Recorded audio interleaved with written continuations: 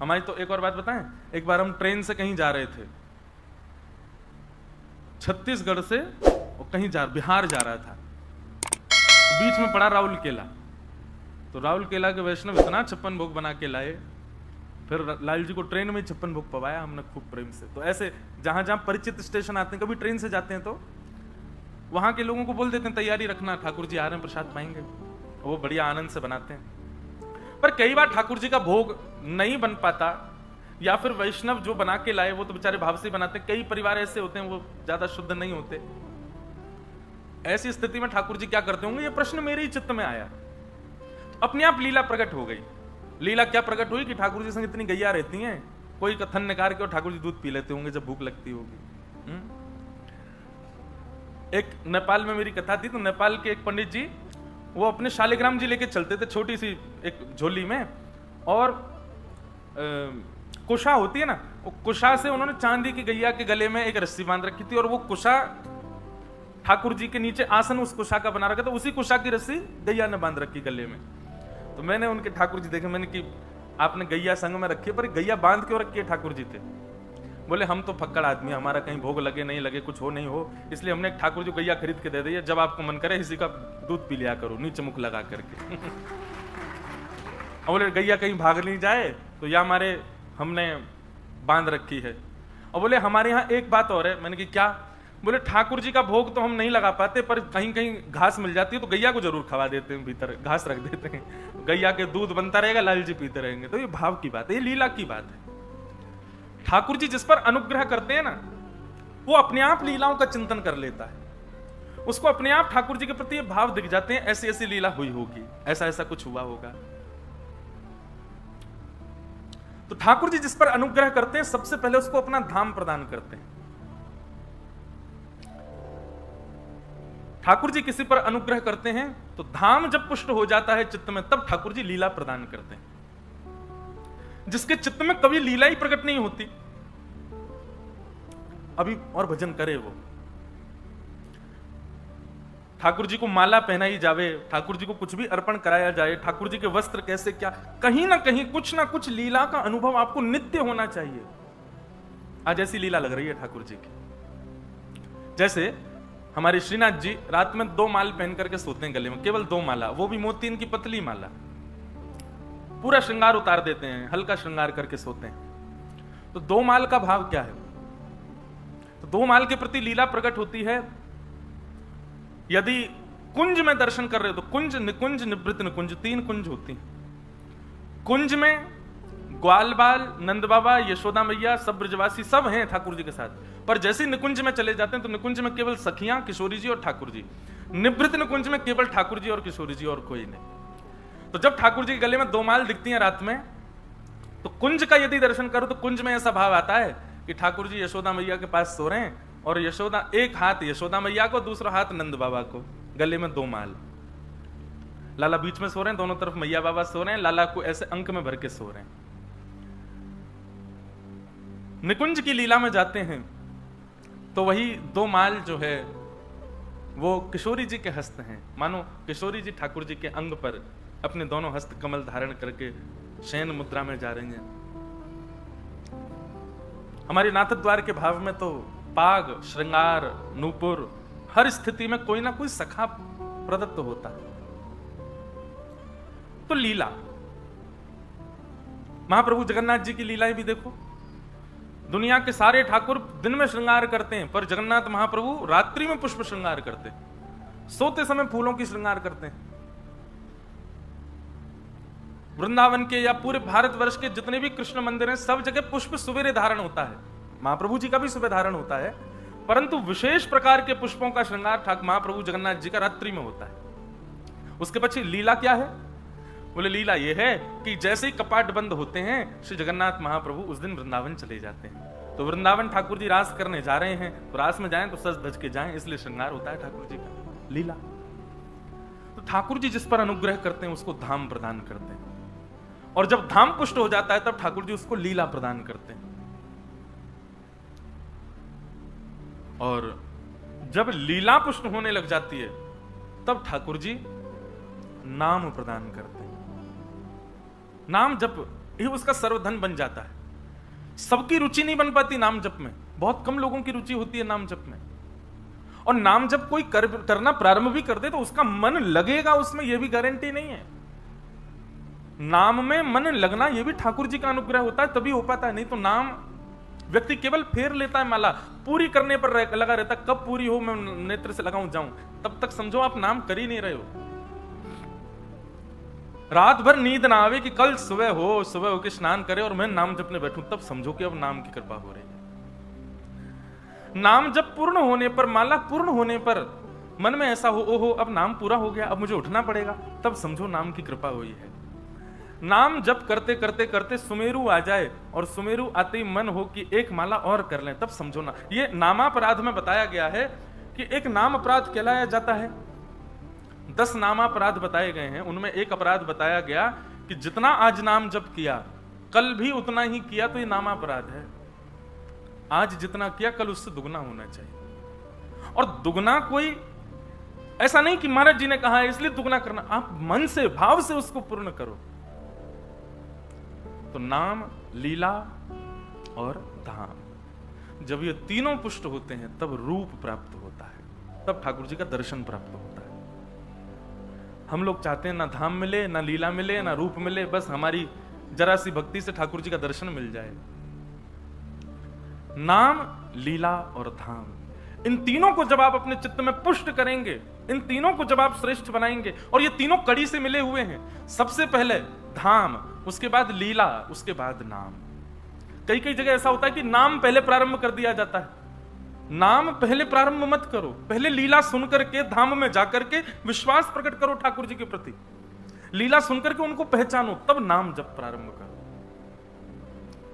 नाम तो अंतिम अवधि है, और जब तीनों पुष्ट हो जाएंगे तब क्या प्राप्त होगा? रूप, ठाकुर जी का दर्शन। अच्छा एक बात कहें,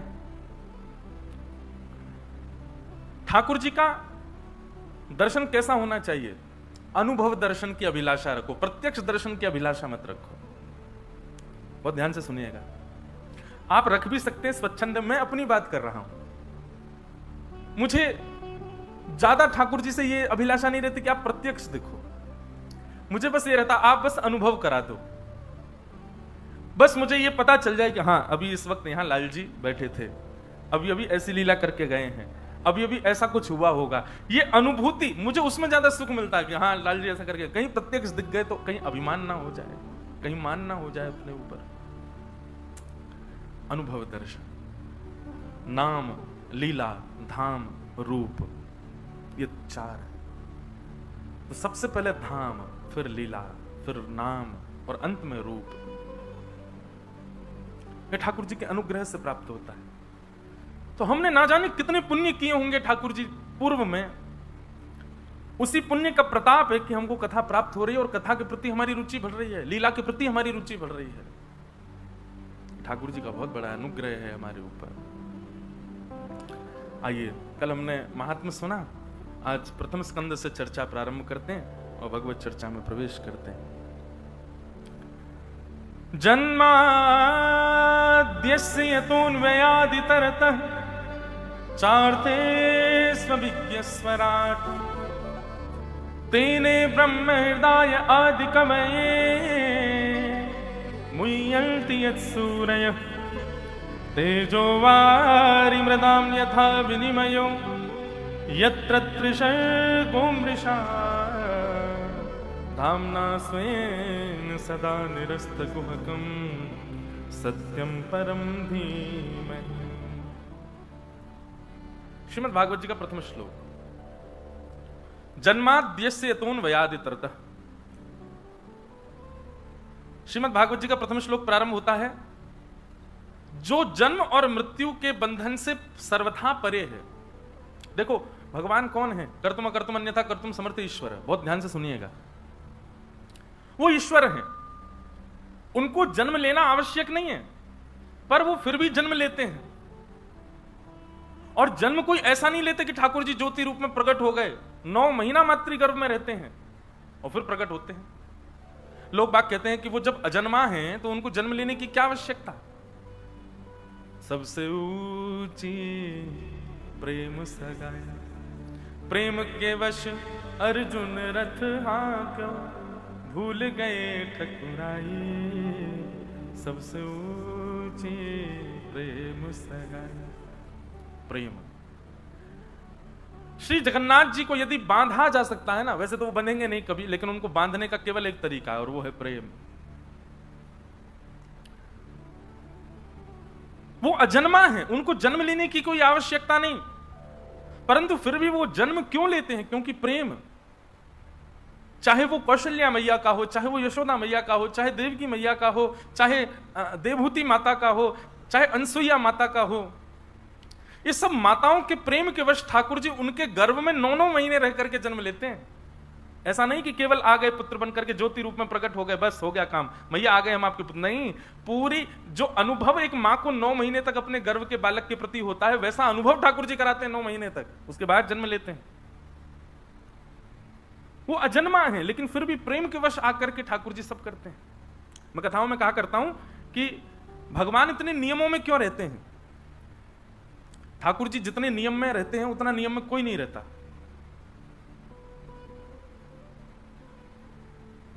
मंदिर का अगर नियम है कि 11 बजे 9:30 10 बजे ठाकुर जी सो जाएंगे तो सो ही जाएंगे, चाहे दुनिया में प्रलय आवे। ठाकुर जी का 8 बजे बाल भोग होगा तो होगा, ठाकुर जी का 12 बजे राजभोग होगा तो होगा, समय से खाना, समय से पीना, समय से सोना। और हमारे वृंदावन में तो विशेष ध्यान रखते हैं, जगन्नाथपुरी में नहीं रखते ध्यान। अभी जिस दिन मैं गया उस दिन जगन्नाथ भगवान सोए रात में 1:30 बजे, और कई बजे 2:30 भी बज जाता है ठाकुर जी को सोते सोते, और सुबह उठ जाते हैं 6:30 बजे। अभी मैं गया तो मैं उनसे बोला, पुजारी जी पंडित जी से, मैंने कि हमारे लाला को इतना काय को कष्ट कराए करो, मैंने कि रात में 2-2:30 बजे सुबह सवेरे 6:30 बजे उठाए दो। बोले महाप्रभु जी सोते थोड़ी हैं, वो तो वृंदावन जाते। मैंने फिर तो आपको और लंबे समय तक बंद रखना चाहिए मंदिर, वृंदावन से बेचारे भागते होंगे। बोले अरे मंदिर खोल दियो सबरेन ने, 6:30 बज के भागो यहाँ थे। मैं फिर तो और लंबा समय ठाकुर जी को विराजमान करो। बोले वृंदावन में तो सखियों और श्री राधा रानी के संग रास करने गए, यहाँ पे भी तो लाखों वैष्णव आते हैं, उनके संग भी तो रास विहार करना है। तो पुरी में तो नियम, क्योंकि परब्रह्म के वहां नियम बहुत हैं, ठाकुर जी को ये कराना उसके बाद ही सोएंगे, इतने नियम होते हैं कि उसी में ही विलंब हो जाता है ठाकुर जी को। पर कभी कभी चित्त में ऐसा भाव आता है कि परब्रह्म इतने नियम में क्यों बंधा है, भगवान इतने नियमों में क्यों रहते हैं?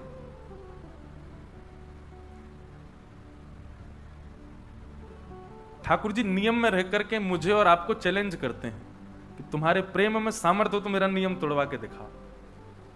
ठाकुर जी नियम तोड़ने के लिए नियम में बैठते कि अगर तुम में सामर्थ्य है, तुम्हारी प्रेम लक्षणा भक्ति में इतनी शक्ति है, तोड़वा के दिखाओ हमारा नियम। हम इस नियम में हैं, हमको निकाल के दिखाओ यहां से। कितने भक्तों के लिए ठाकुर जी ने नियम तोड़ा। स्नान पूर्णिमा के दिन श्री जगन्नाथ जी गणपति रूप धारण करते हैं। गणपति भक्त था उसके लिए, क्योंकि उसका संकल्प था मैं गणेश जी के अलावा किसी को नहीं देखूंगा। उसके लिए श्री जगन्नाथ जी ने नियम तोड़ा और अन्य देव का रूप धारण कर लिया, गणपति रूप धारण कर लिया। सालवेग की भक्ति से प्रसन्न होकर के महाप्रभु जगन्नाथ जी का रथ जो लाखों लोग खींचते हैं रुक गया। जब तक सालवेग नहीं आएगा आगे नहीं बढ़ूंगा मैं। बलराम दास जी जैसे भक्त के लिए ठाकुर जी ने अपने रथ को रोक दिया और रथ के आगे लाखों लोग खड़े थे। ठाकुर जी ने समुद्र किनारे दूसरी रथ यात्रा कर ली, नियम तोड़ दिया। माधव दास भक्त के लिए ठाकुर जी जगन्नाथपुरी छोड़ करके वृंदावन चल दिए। आपको पता है श्री जगन्नाथ जी का एक स्वरूप वृंदावन में भी विराजमान है, जो जगन्नाथपुरी से ही गया हुआ है। एक हरिदास नाम के भक्त हुए वृंदावन में। ये स्वामी श्री हरिदास जी नहीं जिन्होंने बिहारी जी को प्रकट किया, एक अन्य हरिदास नाम के भक्त हुए। उनको महाप्रभु श्री जगन्नाथ जी ने स्वप्न में आकर के आज्ञा की कि हरिदास जी मोहे वृंदावन की बड़ी याद आ रही है। हरिदास जी बोले तो आपको याद आ रही है तो आपके लिए क्या किया जाए बताओ। बोले अभी मेरा नवकलेवर होने वाला है जगन्नाथपुरी में। वैसे तो नियम है कि पूर्व का जो हमारा दारू स्वरूप है उसको भूमिगत कर दिया जाता है, नवीन स्वरूप विराजमान किया जाता है नवकलेवर में।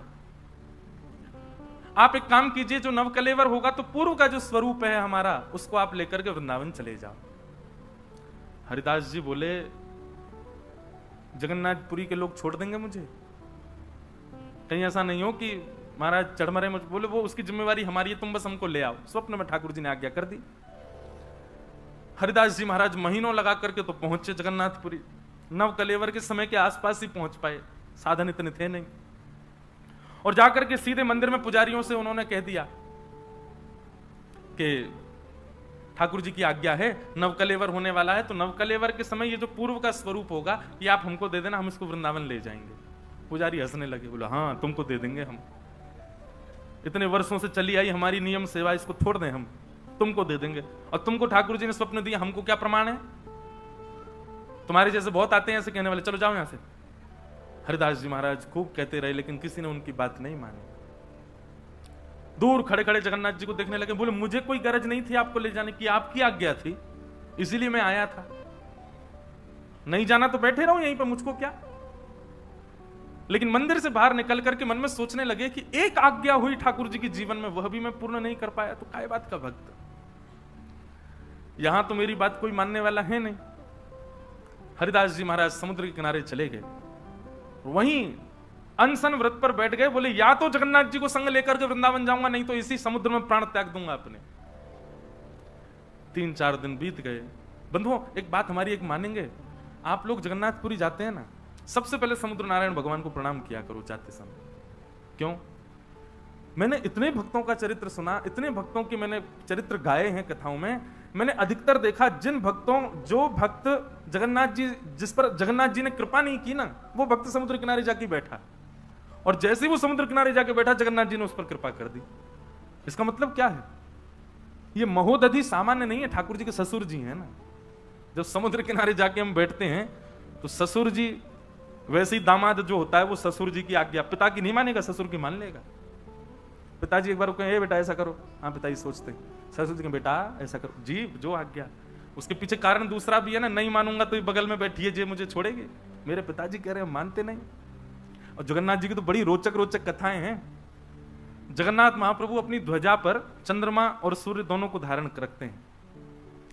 सूर्य को धारण करते हैं, ये बात तो समझ आती, भाई ध्वजा है, ध्वजा मतलब प्रकाश का द्योतक होता है, और उस पर सूर्य विराजमान रहे। चंद्रमा,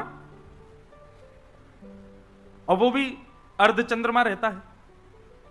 क्यों?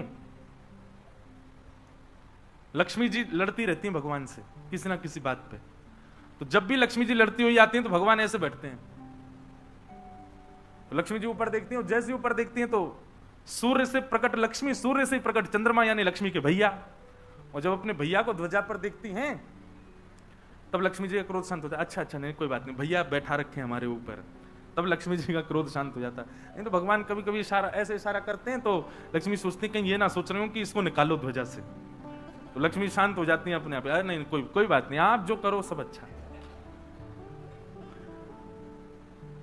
तो गृहिणी का जो सम्मान है वो ठाकुर जी भी करते हैं, और गृहिणी के कारण गृहिणी के पिता का भी सम्मान करते हैं। तो मुझे ऐसा लगता है, मैंने अधिकतर भक्तों के विषय में देखा, जगन्नाथपुरी जाने वाले भक्तों ने जब तक समुद्र का आश्रय नहीं लिया, प्रभु ने कृपा नहीं की उसके ऊपर।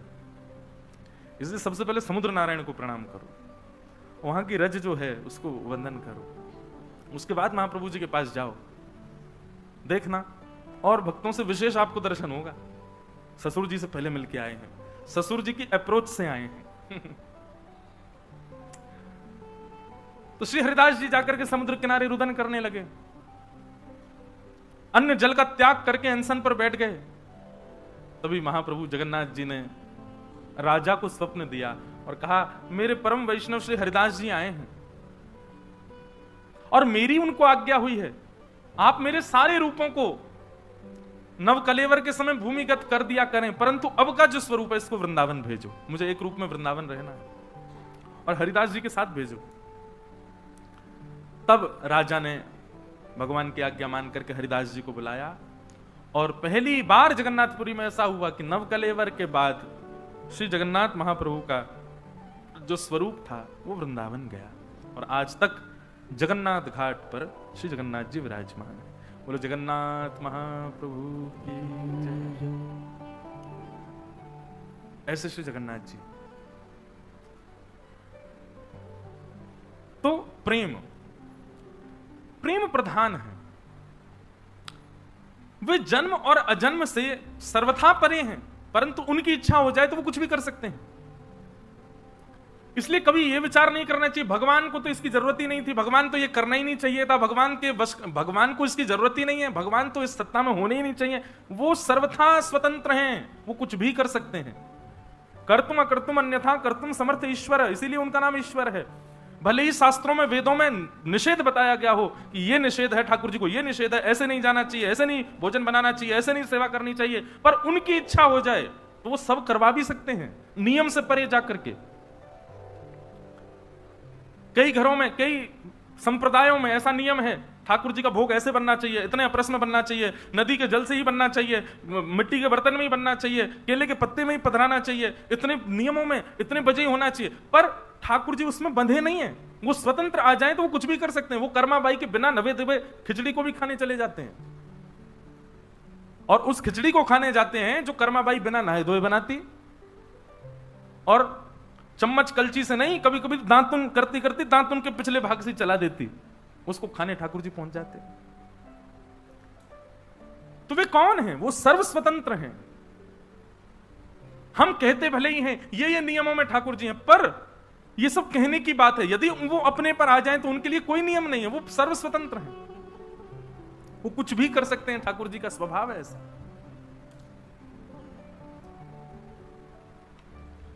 जन्माद्यस्य यतोऽन्वयादितरतः, वाल्मीकि रामायण की कथा आती है कि जब विभीषण शरण में आया राम जी की में, तो विभीषण को शरण में लेने से पहले भगवान ने एक मीटिंग बुलाई। विभीषण को बाहर बैठाया और सब बड़े बड़े बानरों को बैठा करके भगवान ने मीटिंग की, और सब बानरों से बोले विभीषण आया, रावण का भाई है, क्या करना चाहिए बताओ, इसको शरण में लें कि ना लें। सब बानरों ने अपना अपना मत रखा।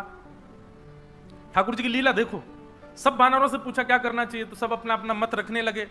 जामवंत जी ने अपना मत रखा, अंगद ने अपना मत रखा, हनुमान जी तो मौन ही रहते थे, जैसी आपकी इच्छा, अपना कोई मत देते ही नहीं, सुझाव ही नहीं देते ठाकुर जी को। ठाकुर जी जो करेंगे वो सब ठीक है, अपना सुझाव नहीं दो। सब ने अपना अपना मत रखा। अंत में ठाकुर जी ने सुग्रीव की ओर देखा। सुग्रीव बानरों के राजा हैं। बोले देखिए, अब आप सबके मत से तो निर्णय नहीं निकल पाएगा, एक काम करते हैं, जो सुग्रीव कहेगा हम वही करेंगे। सुग्रीव जी बताओ। तो सुग्रीव को मान हो गया, ठाकुर जी मेरी इच्छा से करेंगे। सुग्रीव जी थोड़ा इतरा गए, इतरा के बोलते ना जिसको ज्यादा ज्यादा प्रायोरिटी दे दो। तो सुग्रीव जी महाराज बोले भगवान मेरा तो ऐसा मानना है कि रक्त तो एक ही है रावण और विभीषण का, कहीं ना कहीं स्वभाव भी एक जैसा ही होगा, बुद्धि भी एक जैसी होगी, मन भी एक जैसा होगा। आज आपकी शरण में आया, कल को यही राक्षसत्व दिखाने लगा, तो मेरे मत से तो आप विभीषण को अस्वीकार कर दीजिए।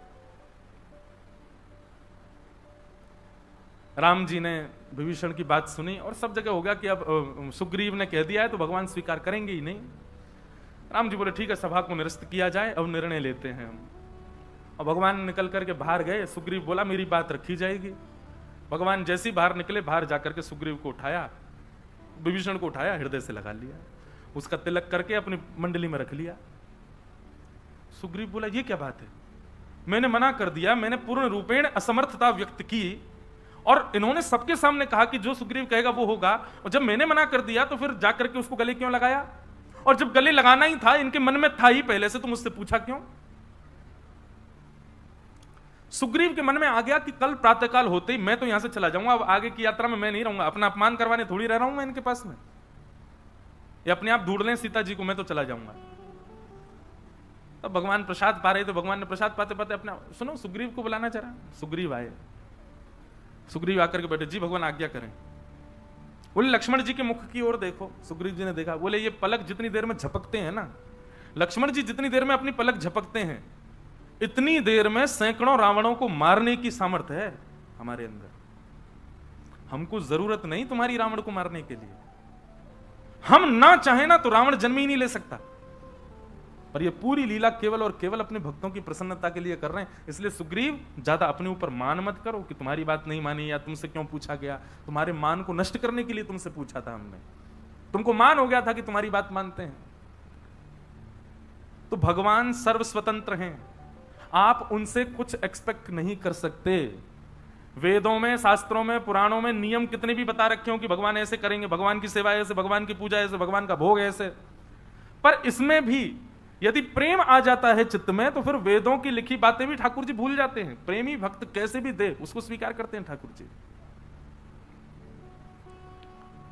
इसलिए वो परमात्मा है। कर्तुम कर्तुम अन्यथा कर्तुम समर्थ ईश्वर। जन्माद्यस्य यतोऽन्वयादितरतश्चार्थे स्वविज्ञस्वराट् तेने ब्रह्म हृदय आदि कवये मुह्यन्ति यत्सूरयः तेजो वारि मृदाम यथा विनिमयो यत्र तृषगो मृषा धाम्ना स्वेन सदा निरस्तकुहकं सत्यम परम धीमहि। श्रीमद् भागवत के प्रथम श्लोक में भगवान की स्वतंत्रता ही बताई गई, वो परम स्वतंत्र है। कई लोग हमसे ही प्रश्न कर लेते, भगवान को रास करने की क्या जरूरत थी? वो भगवान होकर के चोरी कैसे कर सकते हैं? वो भगवान होकर के किसी सबरी का झूठा कैसे खा सकते हैं? भाई एक बात मेरी सुनो, बहुत ध्यान से सब लोग इधर देखो।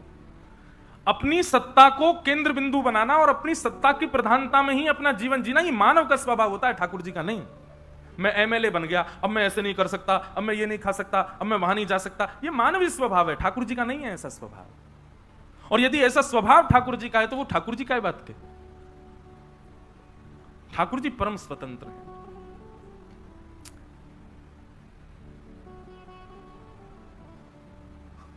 ऐसे ठाकुर जी के परम रूप को हम बारंबार प्रणाम करते हैं। सत्यम परम धीमहि, परम सत्य ठाकुर जी को हम वंदन करते हैं। धर्म प्रोजित कैतवोत्र परमो निर्मत्सराणां सतां वैद्यं वास्तवमत्र वस्तु शिवदं तापत्रयोन्मूलनम् श्रीमद्भागवते महामुनिकृते किं वा परैरीश्वर सद्यो हृदयवरुध्यते प्रकृतिभिः शुश्रूषुभिस्तच्छणा। भागवत जी का द्वितीय श्लोक है और द्वितीय श्लोक में धर्म, विषय, अधिकारी, संबंध और प्रयोजन, चार बातें बताई जाती हैं।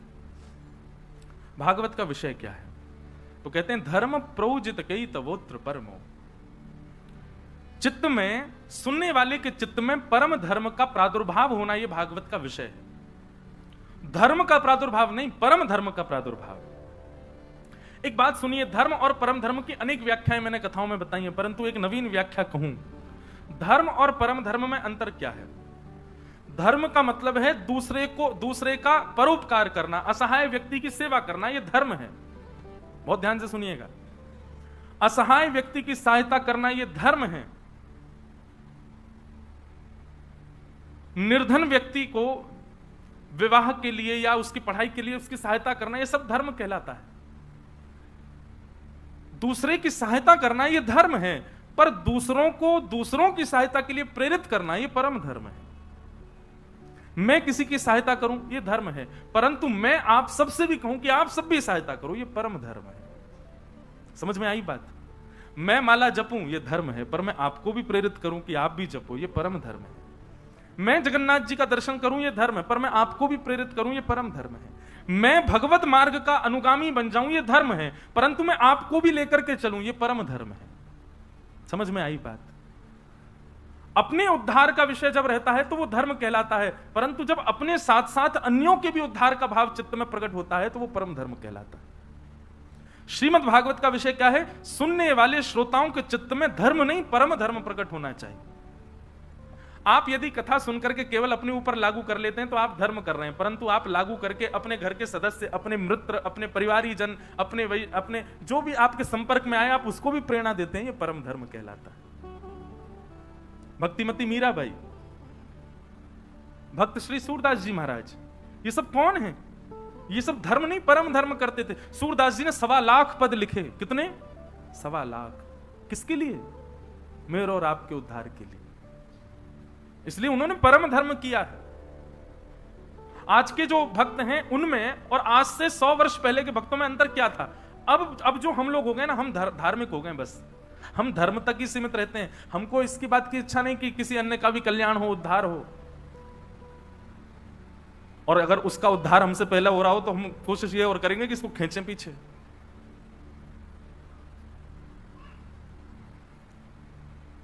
एक बार अपनी एक घटना बताऊं। हम तिरुपति बालाजी गए। अब तिरुपति में दर्शन में इतनी भीड़ लगती है, इतनी ज्यादा रश होता है, तो हम लगे मन कि यार कैसे भी बढ़िया वीवीआईपी दर्शन हो। अब वीवीआईपी दर्शन का मैं ही वैसे विरोध करता हूं कि भाई जो सामान्य दर्शन करते हैं तो ऐसा समझो कि ठाकुर जी उनको देखते हैं, और जो वीवीआईपी दर्शन करते हैं समझो कि वो ठाकुर जी को देखते हैं, ठाकुर जी उनको नहीं देखते। परंतु हमारी स्थिति कई बार ऐसी पड़ जाती है, जैसे कल ही हुआ, परसों कहीं कथा करके कल जगन्नाथपुरी दर्शन करके यहाँ अब इतना ही समय है बीच में, दर्शन भी करना है, तो फिर यही रहता है कि कैसे भी हो, ठीक है भले ठाकुर जी ना देखें, हम तो देख लें उनको। तो श्री तिरुपति बालाजी दर्शन के लिए वीवीआईपी टिकट मिले कहीं से, एक जगह बड़ी महंगी टिकट मिल गई। अब हमको लगे, हम थे, हमारे साथ 4-5 लोग थे, वीवीआईपी टिकट आते ही अब लंबी लाइन में जो खड़े थे उनके सामने हम ऐसे अदब से जामे हमको वीवीआईपी दर्शन होगा, सबसे आगे जाएंगे। जब वीवीआईपी वाली लाइन में पहुंचे तो हमारे आगे 2000 लोग और थे, उनके भी वीवीआईपी दर्शन थे। अब हम क्या करें पता है, हम उसको अपना वो अलग सा पर्चा था नीला सा, हम उसको दिखाएं, मैंने कि ये वाले दर्शन है हमारे आगे। बोले जितने दिख रहे हैं सब वही हैं ये। मैंने कहा इतने सारे, तो वहां जाकर के फिर मन जो था वो, ये धर्म है, ये परम धर्म नहीं है। परम धर्म का स्वरूप अलग होता है। परम धर्म का जब भाव आता है तो स्वयं को गौड़ रखा जाता है, अन्यों के उद्धार की भाव रखा जाता है। मीराबाई के चरित्र में भी ऐसा आता है प्रसंग। श्री गिरधर लाल जी से प्रार्थना करती हैं कि हे गिरधर लाल, जब एक प्रसंग आता है, थोड़ा सा सुनाऊं, कि जब मीराबाई को विष दिया गया तो मीराबाई से कहा कि चरणामृत है। मीराबाई तो पी गई उसको, उनको कुछ नहीं हुआ। उनके देवर ने जिस वैद्य से वो विष बनवाया था उस वैद्य को बुलाया, बोले तेने विष बनाया था? बोले हाँ, बहुत बढ़िया विष था वो तो, उसको सूंघने मात्र से मृत्यु हो जाए। बोले मीराबाई तो नाच रही है, उसको तो कुछ नहीं हुआ। बोले हो ही नहीं सकता ऐसा, वो तो बड़ा खतरनाक कालकूट विष है। तो मीराबाई का जो पात्र था उसमें 2 बूंद बचा था, वो 2 बूंद लेकर के देवर ने कहा तू अब चाट के दिखा, अगर तू बच गया तो हम मानेंगे कि विष बेकार है, तो मेरी तलवार तुझे मारेगी, और तू मर गया तो मान जाएंगे कि सत्य ही था। तो वैद्य ने सोचा दोनों प्रकार से मृत्यु ही है, चाट के मर जाऊं तो भी मरना ही है, और मैं नहीं मरा तो आप मार दोगे मुझे। उसने मन में विचार किया, बोले कोई बात नहीं है तो विषी, लेकिन भक्तिमती मीराबाई का अधरामृत है, भगवत धाम तो मिल ही जाएगा। पी लिया और उसकी मृत्यु हो गई। और जब उसकी मृत्यु हुई, परिवार वालों को उसका शव भेज दिया। परिवार वाले रोते रोते मीराबाई के पास गए, बोले क्या दोष था हमारे पति का, आपको मरवाने के लिए आपके देवर ने विष बनवाया था, आप तो जीवित खड़ी हो, हमारे पतिदेव मर गए, हमारे बच्चे अनाथ हो गए। तब मीराबाई श्री गिरधर लाल जी के सामने कहती हैं, नाथ आप जीवन भर मुझे मत मिलना, आप जीवन में कभी मुझे दर्शन मत देना, मेरी भक्ति से कभी प्रसन्न मत होना, मुझे कभी अनुभव मत कराना अपना, मैं जीवन पर्यंत ऐसी रहने को तैयार हूं, मुझे अभिलाषा नहीं आपके दर्शन की, पर मैंने अब तक जितना भी आपसे निष्काम प्रेम किया है उन सब प्रेम का फल इस वैद्य को आप जीवित कर दो।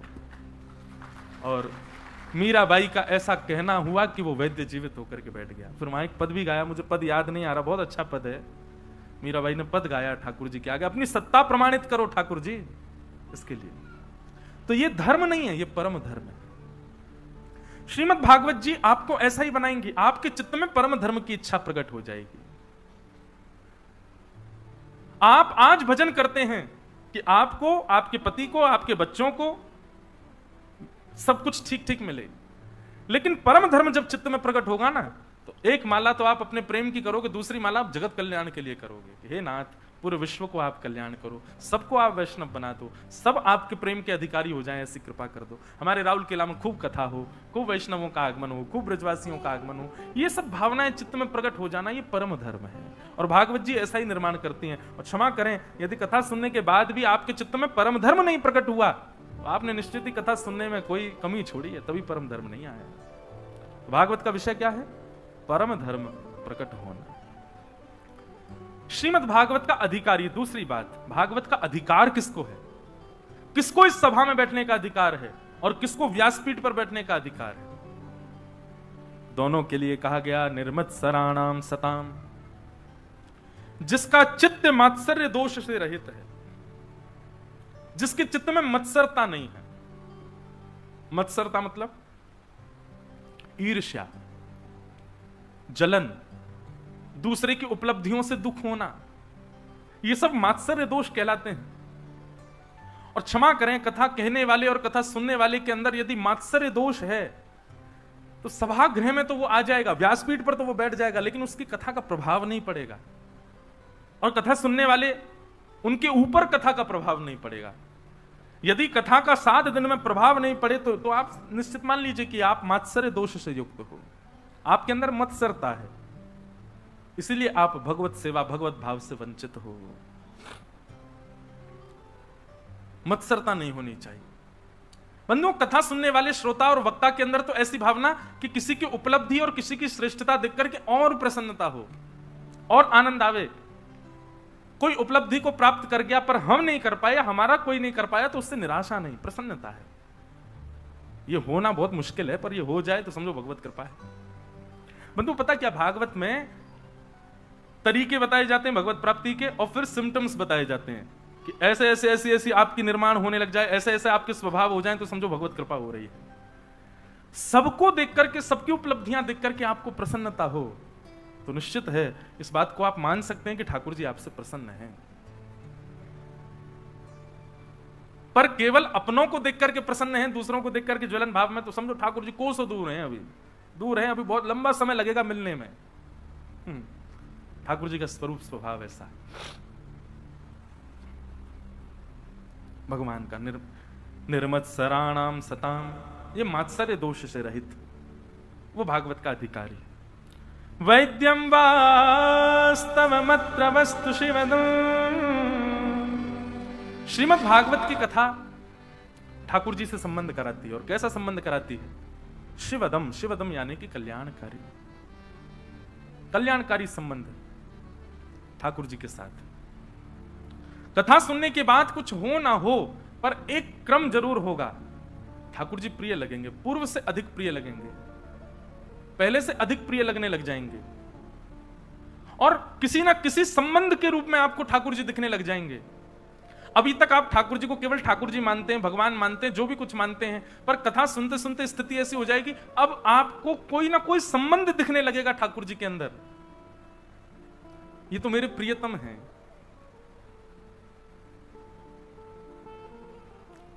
साक्षी गोपाल के दर्शन किए आपने? किस किसने किए? हाथ ऊपर करो। और जगन्नाथपुरी के किस किसने किए? सबने किए। जिन जिन ने जगन्नाथपुरी किए, साक्षी गोपाल नहीं किए, वो अधूरे हैं अभी। हाँ, ये बात सत्य है।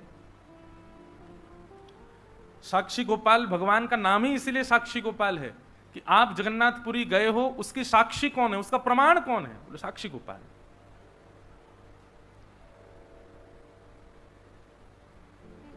एक बार 4 धाम यात्रा हो रही थी और उसमें उड़ीसा प्रांत के कुछ वैष्णव गए थे वृंदावन। यात्रा पूरी करने के बाद 84 कोस ब्रजमंडल की यात्रा की और यात्रा विश्राम करके वापस उड़ीसा आ रहे थे। अंतिम रात्रि थी वृंदावन में, बहुत ध्यान से सुनना। और तभी एक वयोवृद्ध थे, उनकी यात्रा सकुशल पूरी हो गई।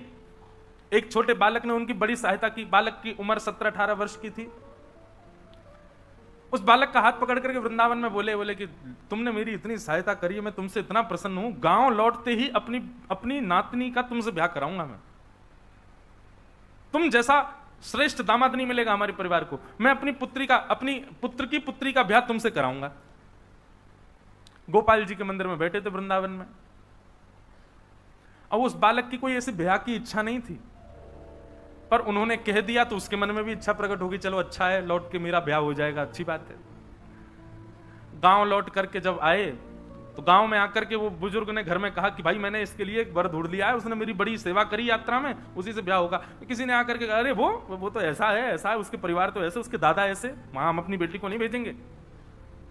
और घर वालों के प्रेशर में आकर के बेचारे उस वयोवृद्ध ने मना कर दिया। बोले भैया हमारी कोई बात नहीं हुई तुमसे, कोई ब्याह नहीं होगा। वो तो ऐसे ही बोल दिया था हमने आनंद में। और सुनो, हमने बोला ही नहीं है। बालक बोला मैं ब्याह नहीं करूंगा, लेकिन इनसे सत्य तो बुलवा के रहूंगा। उसने पंचायत में जाकर के बात कही, पंचों ने बुला करके कहा, बोले आपने वृंदावन में इससे ऐसा कहा था कि आप अपनी नातनी से इसका ब्याह कराओगे? बोले झूठ बोल रहा है, मैंने ऐसा कहा ही नहीं है। बालक बोला, मैं किसी की भी सौगंध खा सकता हूं, इन्होंने कहा है, और देखिए मुझको इनकी कन्या से ब्याह करने की कोई रुचि नहीं है, पर ये सत्य बोले कि इन्होंने ऐसा कहा था। पंचों ने कहा, भैया मान जाओ। बोले हमने कहा ही नहीं है। वो अपनी बात पर अट गए। पंच अंत में निर्णय पर आए, बोले देखो अब एक ही निर्णय है, या तो तुम स्वीकार करो कि तुम गलत बोल रहे हो, इन्होंने कुछ कहा ही नहीं है, और यदि तुम कह रहे हो कि इन्होंने कुछ कहा है तो प्रमाण दो। किसी तीसरे ने तुम्हारी बात सुनी? उस बालक ने नेत्र बंद किए और उसको वृंदावन के वो गोपाल जी याद आ गए जिनके सामने वो बोल रहे थे। बोला हाँ, एक व्यक्ति है जिसने हमारी बात सुनी है। बोले कौन व्यक्ति? बोले जिन गोपाल जी के मंदिर में थे हम वृंदावन में, उन गोपाल जी के सामने इन्होंने कहा था कि अपनी पुत्री का ब्याह कराएंगे, उन्होंने सुनी है बात। गांव के लोग सब हंसने लगे। बोले अच्छा अच्छा अच्छा। तो एक पंच ने मजाक में कह दिया, तो एक काम कर, सुन तू गोपाल जी को लिया, अगर वो आके कह देंगे हम तेरा ब्याह करा देंगे। और वहीं सारी सभा खत्म हो गई, सब अपने अपने घर को चले गए। उस बालक ने सोचा ठीक है, गोपाल जी को लाते हैं। लौट करके वृंदावन गया और उन्हीं गोपाल जी के मंदिर में पहुंच गया और गोपाल जी से जाके कहा, चलो मेरे साथ। आपके सामने उन्होंने कहा था कि वो अपनी कन्या का ब्याह मुझसे कराएंगे, अब चलिए मेरे गांव में चल करके साक्षी दो। ठाकुर जी तो कुछ बोले ही नहीं, यहीं खड़े रहे। वो तो मूर्ति मानते हैं, वो कहां बोलते हैं। लेकिन उसकी लगन ऐसी, बैठा ही रहा सामने। बोले बोलोगे कैसे नहीं? बोलना तो आपको पड़ेगा, आपको चलना तो पड़ेगा। मैंने बहुत सुना है आप बड़े कृपालु, आप बड़े दयालु, आप बड़े भक्तवत्सल हो। दिखाओ अपनी भक्तवत्सलता, दिखाओ अपनी करुणा, दिखाओ अपनी दयालुता। अर्धरात्रि का समय, सो जाता और जैसे उठता, उठ करके फिर गेट खटखटाने लगता, ठाकुर जी चलो ना मेरे साथ, वहां चल के बोल दो ना कि मेरा, उन्होंने कहा था मेरा ब्याह हो जाएगा, मेरा घर बस जाएगा, आपको अच्छा नहीं लगेगा? ठाकुर जी को लोभ दे रहा है। जब उसकी ऐसी सरलता आ गई ना वाणी में, और रुदन करते करते गेट पीटने लगा, भीतर से ठाकुर जी बोले, पागल, मूर्ति कोई चल के थोड़ी जाती है। उसने जैसे ही स्वर सुना, स्वर सुनते बोला, बोले मूर्ति बोलती भी तो नहीं है। आप बोले क्यों? बोले मूर्ति बोलती भी तो नहीं है, जब चल के नहीं जाती तो बोलती भी तो नहीं है। और अब तो उसने गेट ही पकड़ लिया। बोले अब आप बोले हो तो मतलब आप चल भी सकते हो, अब तो आपको चलना पड़ेगा मेरे साथ। ठाकुर जी ने किवाड़ खोली, सामने खड़े, बड़ा जिद्दी है भाई, तुम हमको नहीं ले जा पाओगे। ठाकुर जी अब सचल ही हो गए, बिल्कुल मूर्ति वूर्ति सब त्याग दी, सचल हो गए उसके सामने। देखो एक बात मेरी याद रखना, लिख लेना कहीं पर, ठाकुर जी को प्रत्यक्ष प्रकट करना हो तो उसके लिए दो चीजें आवश्यक है। सबसे पहली उत्कंठा। उत्कंठा मतलब व्याकुलता। जैसे प्यासा व्यक्ति पानी के लिए व्याकुल, वैसी व्याकुलता ठाकुर जी के लिए हो तो ठाकुर जी सचल हो सकते हैं। और दूसरा जिद, जिद पकड़ लो, ठाकुर जी के पीछे ही पड़ जाओ हाथ धो के, बोलो मिलोगे कैसे नहीं, तो ठाकुर जी में। ये दो ही तरीके हैं उनको सचल करने के, और बाकी फिर साधन और भी हैं, लेकिन इन दो तरीके से मैंने कई भक्तों के चरित्र में देखा ठाकुर जी सचल हो गए। भगवान बोले देख तू हमको नहीं ले जा पाएगा। बोले क्यों नहीं ले जा पाऊं? बोले मुझे बहुत भूख लगती है, 8 बार भोजन करता हूं मैं दिन भर, कहां से खिलाएगा मुझे? बोला मैं आपकी सब व्यवस्था कर दूंगा, लेकिन आप मेरे साथ चलो। भगवान बोले बड़ा विचित्र है तू, मतलब केवल अपना घर बसाने के लिए ठाकुर को वृंदावन से उड़ीसा लेके जाएगा? बोले नहीं कर सकते आप मेरे लिए, आपके लिए कौन सी बड़ी बात। आप जब वैकुंठ से आ सकते हो गजेंद्र की रक्षा करने, मेरे लिए उड़ीसा तक नहीं जा सकते? वैकुंठ से पृथ्वी की दूरी ज्यादा है कि या वृंदावन से उड़ीसा दूर ज्यादा है? ठाकुर जी बोले हर बात का तर्क है तेरे पास में, मैं आपकी सारी व्यवस्था कर दूंगा, भोजन प्रसाद सब मिल जाएगा नाथ, लेकिन मेरे संग चलो। उसके भाव से, उसकी सरलता से, उसकी जिद से ठाकुर जी इतने प्रसन्न हो गए। मुझे बात कहते कहते कभी मैं बड़ा भावुक हो जाता हूं कि जिस वृंदावन को ठाकुर जी कभी नहीं त्यागते, अपने कई वैष्णव भक्तों के प्रेम के लिए ठाकुर जी ने ब्रज तक को त्यागा है। और श्री गोपाल जी चल पड़े, बस एक नियम दे दिया, बोले पीछे मुड़ करके मत देखना, जब चल रहे होंगे, जब भोग लगाना होगा हमेशा हम कुछ आवाज कर देंगे, तुम रुक जाना, भोग बनाना पवा देना, लेकिन जब चलने की बारी आए तो पीछे मत देखना। ठाकुर जी, वैष्णव ने पूछा जान सकता हूं क्यों? ठाकुर जी बोले ललित गति विलास वल्गुहास प्रणय निरीक्षण कल्पितो रुमान। हम ललित गति से चलते हैं, हमारी चाल ऐसी है कि कोई और हमको निहारे तो हमको लज्जा आ जाती है, हमको शर्म आती है, हमको कोई देखे तो हम उछलते कूदते बाकी अदा से कभी कैसे चलते हैं। और बोले कहीं अगर तुमने हमारी ललित गति का दर्शन कर लिया तो तुम किसी और को देख ही नहीं पाओगे, घर वर नहीं बस पाएगा तुम्हारा, फिर इसलिए तुम पीछे मत देखना। ठीक है, चलने लगे। चलते चलते पूरा रास्ता सफर तय कर लिया। भोजन प्रसाद पाते दोनों भक्त भगवान चल करके उड़ीसा प्रांत में आ गए। जैसे ही उस गांव में पहुंचे जहां का वो व्यक्ति था, वहीं पास के समुद्र के किनारे चलने लगे। ठाकुर जी की पाजेबों की आवाज से उसको अनुभव होता था कि ठाकुर जी पीछे चल रहे हैं, लेकिन समुद्र की रेत जैसे ठाकुर जी के पायलों में भर गई तो आवाज आनी बंद हो गई। उसको संशय हुआ कि ठाकुर जी कहीं रुक तो नहीं गए, और तब तुरंत उसने पीछे देखा। ठाकुर जी ललित गति से खड़े थे, वैसे ही खड़े रह गए। बोले अब नहीं जाऊंगा, तेरे से मना करी थी पीछे मत देखना। बोले आपकी आवाज नहीं आई पैरों की, पायलों की, इसलिए देखा मैंने। भगवान बोले अब जो भी हो, अब इससे आगे नहीं जाऊंगा। 2 किलोमीटर रह गया मेरा गांव, 2-3 किलोमीटर ही तो है बस, चल दो गुरु। ठाकुर जी बोले भले आदमी, तेरे लिए हम इतने किलोमीटर चल के आ गए, गांव वालों को 2 किलोमीटर इधर लिया, यहां पे लिया। दौड़ा दौड़ा गया, सारे पंच और सारे गांव वासियों को बोला, बोले चलो चलो चलो, गोपाल जी आ गए, गोपाल जी आ गए। साक्षी देने गोपाल जी आए। गांव वालों को लगा क्या पागलपन है इसका, इतने महीनों बाद आया और यूं कह रहा गोपाल जी आ गए। गांव वालों ने जाकर के देखा, समुद्र के किनारे सुंदर एक निकुंज वन में त्रिभंग लली श्याम सुंदर प्रत्यक्ष खड़े हैं और अपनी आंखों की पलकें झपका रहे हैं। देख करके वहीं सब नतमस्तक हो गए।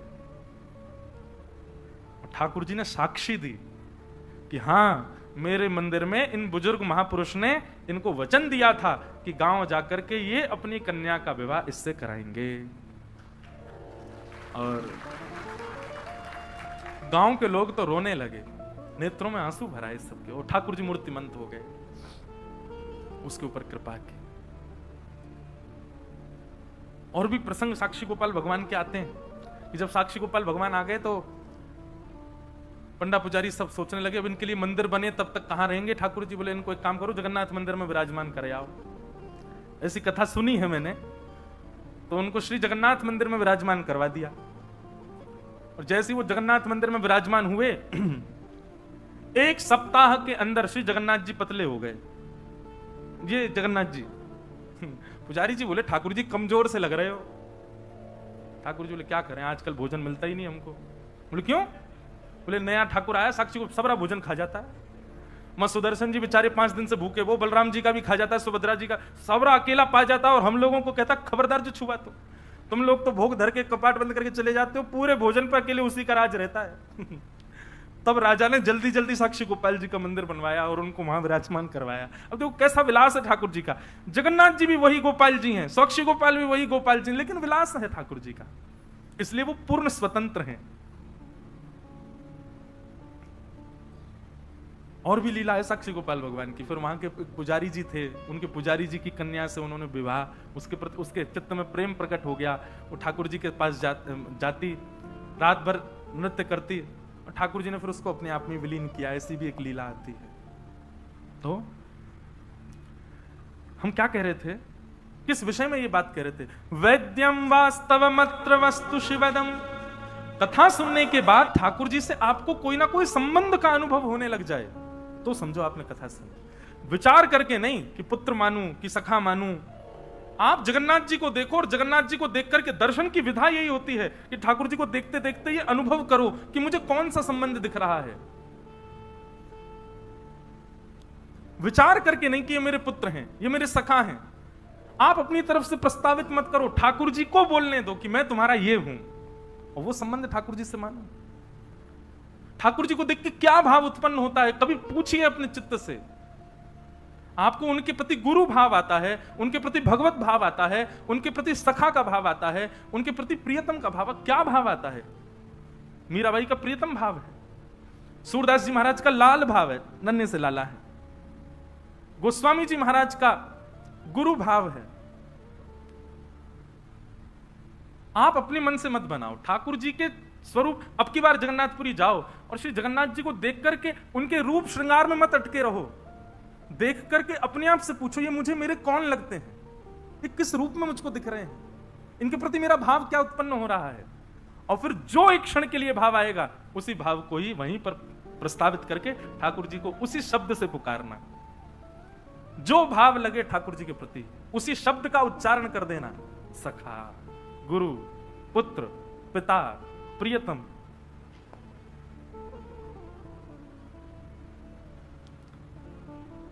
ऐसे भाव।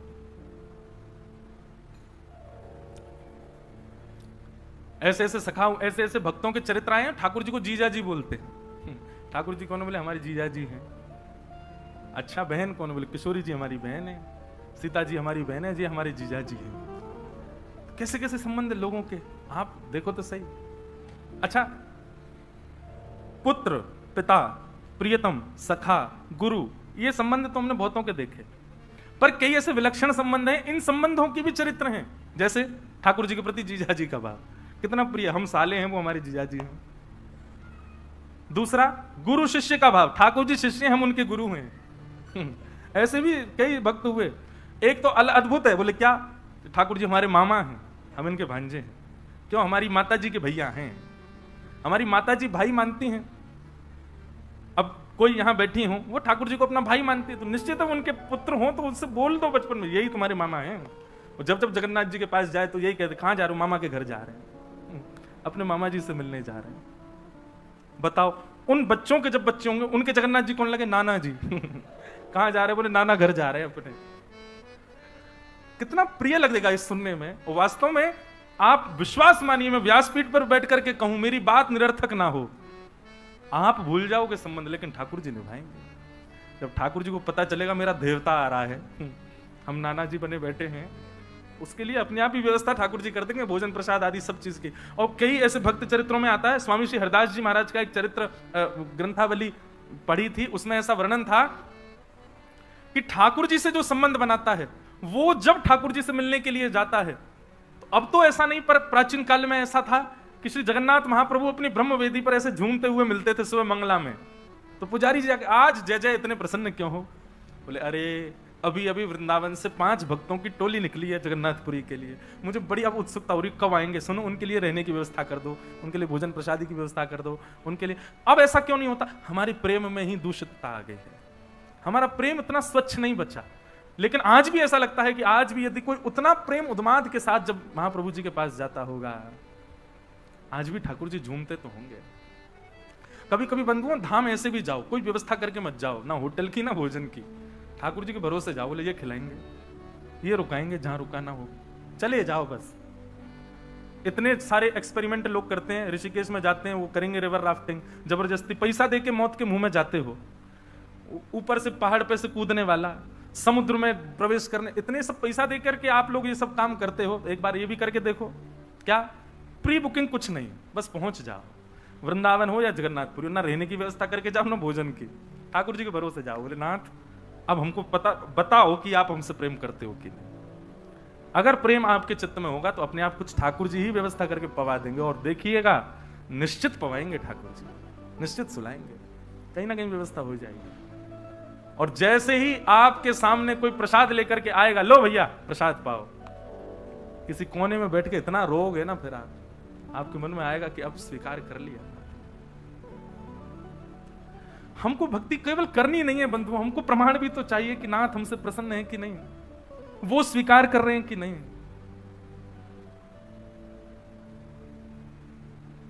मेरा नाथ तू है, मेरा नाथ तू है, नहीं मैं अकेला, मेरे साथ तू है, मेरा नाथ तू है, मेरा नाथ तू है, नहीं मैं अकेला, मेरे साथ तू है, मेरा नाथ तू है, मेरा नाथ तू है, नहीं मैं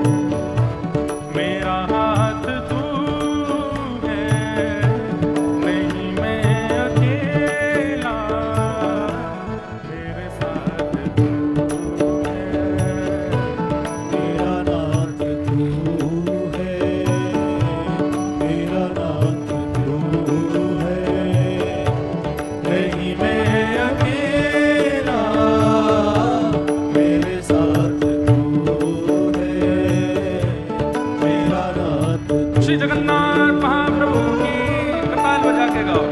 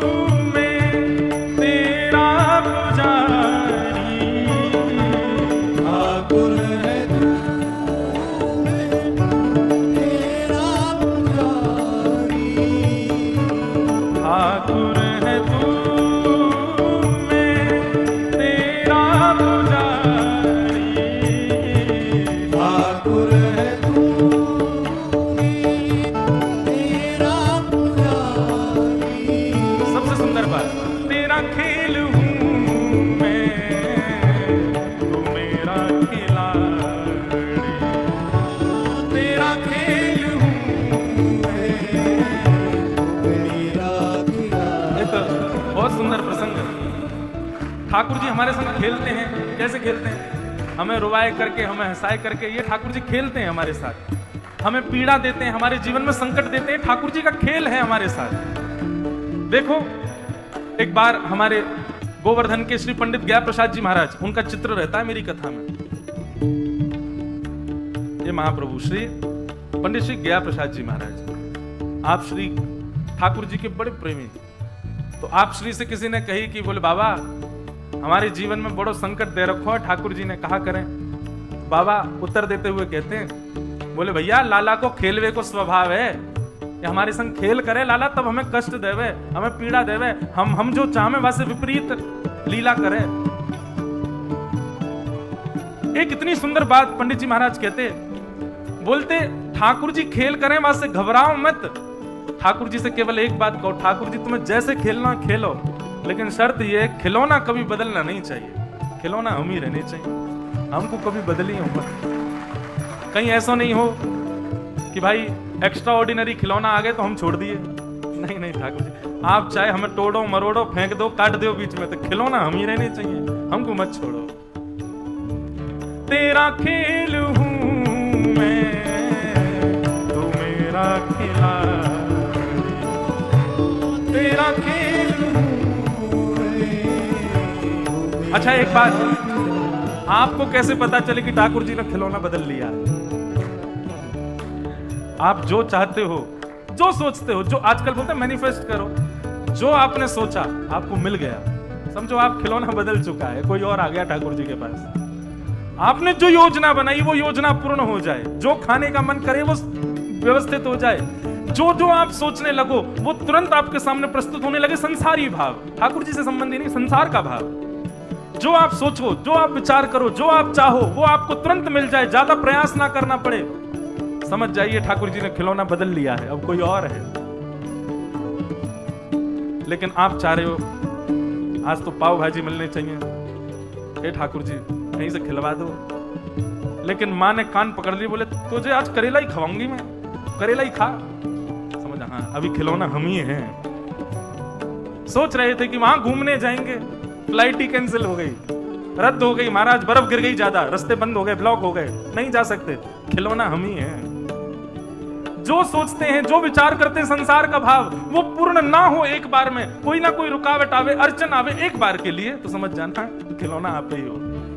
लेकिन बिना किसी अड़चन के और जो चाहो वो मिल जाए संसार में, समझ जाना खिलौना बदल गया है। ठाकुर है तू, मैं तेरा पुजारी, ठाकुर है तू, तेरा पुजारी, ओ तेरा खेल हूं मैं, तू मेरा खिलाड़ी, तेरा खेल खेल हूँ मैं, तू मेरा खिलाड़ी। मेरी जिंदगी की हर एक बात तू है, नहीं मैं अकेला, मेरे साथ तू है, मेरा नाथ तू है, मेरा नाथ तू है, नहीं मैं अकेला, मेरे साथ तू है, मेरा नाथ तू है, मेरा नाथ तू है, नहीं मैं अकेला, मेरे साथ तू है, मेरा नाथ तू। जय जगन्नाथ जय बलदेव, जय सुभद्रा जय लीलाचल धाम। जय जगन्नाथ सब लोग गाओ।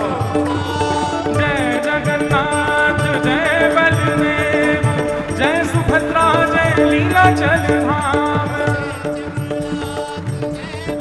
आवाज नहीं आ रही है, जोर से गाओ। हे जय जगन्नाथ जय बलदेव, जय सुभद्रा जय लीलाचल धाम।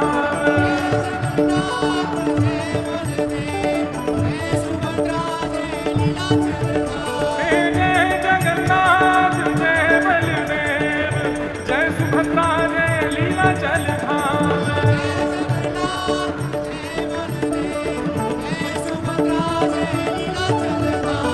जय जगन्नाथ जय बलदेव, जय सुभद्रा जय लीलाचल धाम।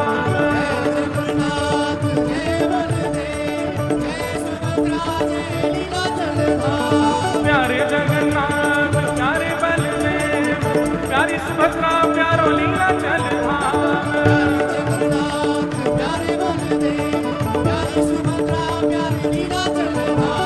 प्यारे जगन्नाथ प्यारो बलदेव, प्यारी सुभद्रा प्यारो लीलाचल धाम।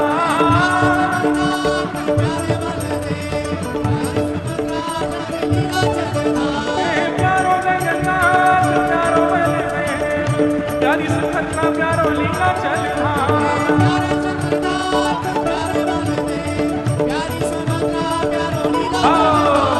प्यारो जगन्नाथ प्यारो बलदेव, प्यारी सुभद्रा प्यारो लीलाचल धाम।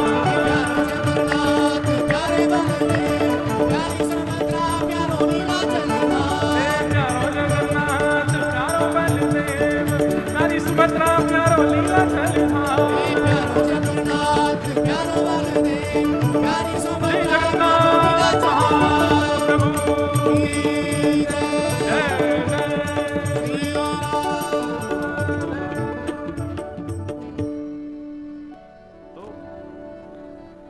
संबंध आप मत बनाओ ठाकुर जी से, ठाकुर जी को बनाने दो आपसे। और ठाकुर जी बना रहे हैं आपसे संबंध, ये आपको प्रथम दर्शन में ही अनुभव हो जाएगा।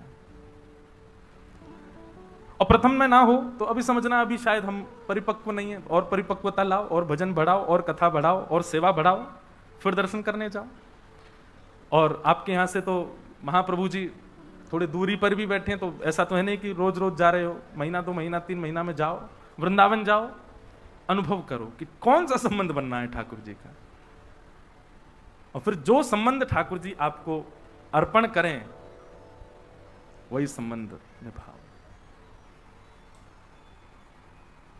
वैद्यम वास्तवमत्र वस्तु शिवदम। अच्छा, आप कहेंगे महाराज जी इसमें सहायता कौन करेगा हमारी? भागवत जी, श्रीमद् भागवत। श्रीमद् भागवत ही आपकी सहायता करेंगी संबंध प्रस्तुत करने में कि कौन सा संबंध व्यवस्थित किया है ठाकुर जी ने। भागवत जी में लिखा है, ठाकुर जी से संबंध कराती हैं भागवत जी। और कैसा संबंध कराती हैं? बोले शिवदम, कल्याणकारी संबंध कराती। वैद्यम वास्तवमत्र वस्तु शिवदम तापत्रयोन्मूलनम श्रीमद्भागवते महामुनि कृते किंबा परैरीश्वर सत्यो हृद्यवरुध्यते त्रिकृतभिः शुश्रूषुभिस्तच्छणा। इस प्रकार श्रीमद् भागवत जी का विषय अधिकारी संबंध और प्रयोजन। अंतिम बात है प्रयोजन। प्रयोजन यहां पर बताया गया तापत्रयोन्मूलनम। 3 प्रकार के ताप यानी कि संकट आते हैं हमारे जीवन में, उनका उन्मूलन कर देते हैं। आज भी चर्चा हो रही थी सुबह जहां हम निवास कर रहे हैं वहां वैष्णवों से, कि हमको लगता है भक्त को देख करके कि पीड़ा में है, लेकिन उसको नहीं पीड़ा का अनुभव होता। वृंदावन के संतों को देखते हैं, गोवर्धन में जाओगे तो वहां एक संत है, वो 3 परिक्रमा रोज लगाते हैं गिरिराज जी की। कितनी? आपसे एक ना लगे। कई लोग तो ऐसे महानुभाव हैं, वो 1 परिक्रमा 2 दिन में लगाते हैं। आधी आज लगाया है, आधी कल लगावे जाएंगे। ऐसे गिरिराज जी की 3 संत हैं, एक साथ हाथ पकड़ के परिक्रमा लगाते, 3 परिक्रमा रोज लगाते हैं पर डे। मतलब जैसी तीसरी परिक्रमा होती है, जो बीच का समय बचता उसमें उनको स्नान भी करना है, संध्या भी करनी है, जप साधना भी करनी है, और फिर से परिक्रमा के लिए निकलना है। अब लोग बाग जब उनको देखते हैं तो पता क्या, ओहो कितना कष्ट हो रहा होगा। और ऐसी गर्मी में, अभी आप मौसम देख रहे हैं, हम तो 3-4 दिन पहले घबरा गए थे। राहुल केला में कितने सारे लोग गर्मी के कारण भगवत धाम प्रस्थान कर गए। मैं तो कहा मैं जगन्नाथ जी अभी और कथा करनी है आगे मुझे, पर यह था कि भीतर कथा होगी तो यहाँ ठीक है। भगवान करे जो सूर्य नारायण भगवान के ताप से प्रस्थान कर गए सदगति, उनको श्री महाप्रभु अपने चरणों में दें। इतनी गर्मी, कोई स्थिति नहीं है, कोई चल नहीं सकता। दोपहर के 1-2 बजे सुनसान रहते हैं रोड, पर उन महापुरुषों का अभी भी नियम चल रहा है 3 परिक्रमा का पर डे। पैरों में बोरी बांध लेते हैं, क्योंकि शरीर है, शरीर तो अपना धर्म, उसको विपरीत ले जाओगे तो वो तो छिलेगा भी, वो तो उसके तो उनकी एड़ियां फट गई, पैर फट गए, तो शरीर तो अपना धर्म निभा रहा है। उसके विपरीत जाओगे तो वो तो आपका साथ छोड़ेगा, लेकिन उनकी लगन नहीं छूट रही है, वो अभी भी परिक्रमा लगाते हैं। मैंने दंडवती लगाई थी जब गिरिराज जी की, हम जैसी दंडवती कोई ना लगावे। 6 महीना में दंडवती लगी हमारी। लेकिन वैसे देखा जाए तो दिन गिनोगे तो दिन तो लगे थे हमको कितने, 15-16 दिन लगे थे। लेकिन 10 दिन पहले लगा गए, फिर बची हुई जो थी वो 6 महीना बाद लगाने गए, क्यों बीच में कथाएं आ गई थी। तो वो महापुरुष तीनों मिलते थे मुझको दंडवती में, और इतने प्रेमी, इतने सुंदर महात्मा। मैं दंडवती लगाता था तो कभी ना कभी तो मिल ही जाते थे, कहीं ना कहीं उनकी परिक्रमा तो चलती रहती है। तो जैसे ही मैं लेट के दंडवती कर रहा होता था, चुपके से पीछे से आते मेरे पांव छू लेते। मैंने कि महाराज जी ऐसे क्यों करते हो आप? तो बोले आप ब्रजवासी हो, ऊपर से कथाकार हो, ठाकुर जी की लीला सुनाते हो, बताओ दंडवती कर रहे हो, आपको प्रणाम करेंगे तो गिरिराज जी हमसे जल्दी रीझ जाएंगे। वही महापुरुष, वो भी बेचारे, इसी मैं भी यही सोचता था मुझे आज मिलेंगे, कहाँ मिलेंगे। उनको भी रहता था व्यास जी कहाँ मिलेंगे। कहीं ना कहीं थोड़ी बहुत राम राम शाम शाम होती थी। और 10 दिन की परिक्रमा पूरी करके कथाएं आ गई तो मैं तो चला गया। उनको लगा कि परिक्रमा पूरी हो गई व्यास जी की, वो तो गए। 6 महीना बाद मैं फिर आया, अपना वो फॉर्म लेके, वो फॉर्म बिछा बिछा के लगाते हैं ना। जैसी मैंने परिक्रमा शुरू करी, बाबा आए, ओ वो तो महाराज लिपट गए। बोले भक्त तो बहुत देखे, आप जैसा नहीं देखा। 6 महीना नहीं हुए दोबारा परिक्रमा शुरू कर दी। मैंने महाराज जी दोबारा नहीं है, ये पहली चल रही है अभी। महाराज जी बोले फिर तो आपसे गया गुजरा कोई नहीं है, एक परिक्रमा में इतना समय कौन लगाता है।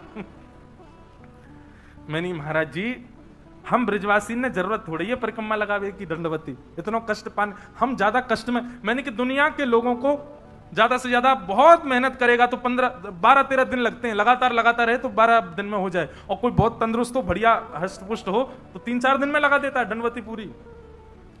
मैंने कि बाबा बात ऐसी है कि हमें ब्रजवासी, हम जब कष्ट में गिरिराज जी देखे ना हमें, तो बेचारे इन्हें बहुत दया आ जाए मुंह पे। 3-4 बार लेटते हैं हम, उसके बाद 1 घंटा आराम करते हैं। मैंने गिरिराज जी बार बार यूं के, तू काई को कष्ट पा रहा हो भैया, तू तो आराम कर, बैठो रहे, काई को इतना श्रम कर रहा है। और दूसरा भाव, मैंने महाराज जी घर आया मेहमान यदि अखर रहा हो तो यूं रहती जल्दी जाए, लेकिन घर आया मेहमान प्रिय लग जाए तो और रुक जाए 2-4 दिन। मैंने कि 5-6 दिन में दंडवती पूरी करके चलो जाऊंगो तो यूं मानूंगो कि गिरिराज बाबा ने होगी जल्दी जा, तू परेशान कर रहा है। मैं 6 महीना तो यहीं पढ़ूं, यहाँ गिरिराज जी ने पकड़ रखो, तू कहीं मत जा, तू यहीं रहे, मेरे पास ही रहे, तू काहे को जावे कहीं। तो बोले तुम सब ब्रजवासियों पे उत्तर सारे हैं। मैंने कि और नहीं, वो तो है यही मार तो ब्रजवासी। तो 3 परिक्रमा रोज लगाते हैं गिरिराज जी की। अब देखने वालों को तो लगता है कि कितने कष्ट में, हाय राम, पर उनसे पूछो नहीं, परम सुखी है, परम आनंद में। तो ये जो बात यहां पर लिखी है, तापत त्रयोन्मूलनम, ठाकुर जी की शरणागति लेने वाले व्यक्ति के ऊपर कष्ट नहीं आते, ऐसा नहीं है, कष्ट आते हैं पर अनुभव नहीं होते, उसको पता नहीं लगते।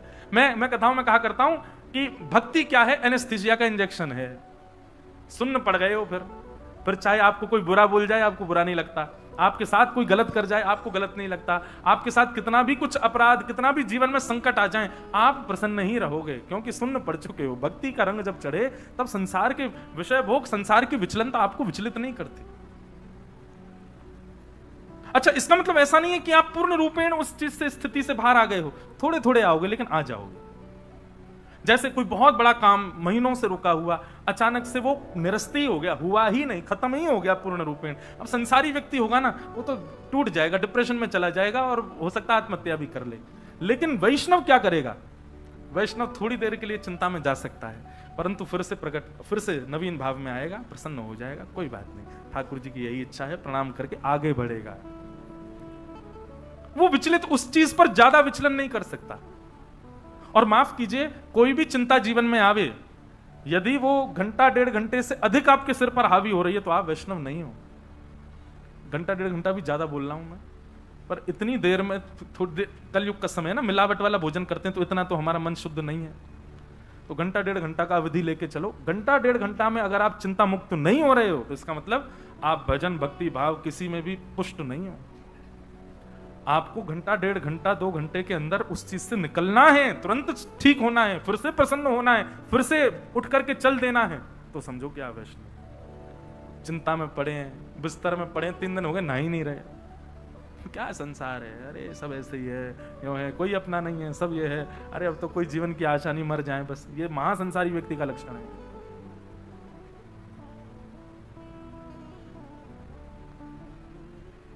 तो तापत्रयोन्मूलनम, 3 प्रकार के तापों का उन्मूलन करते हैं।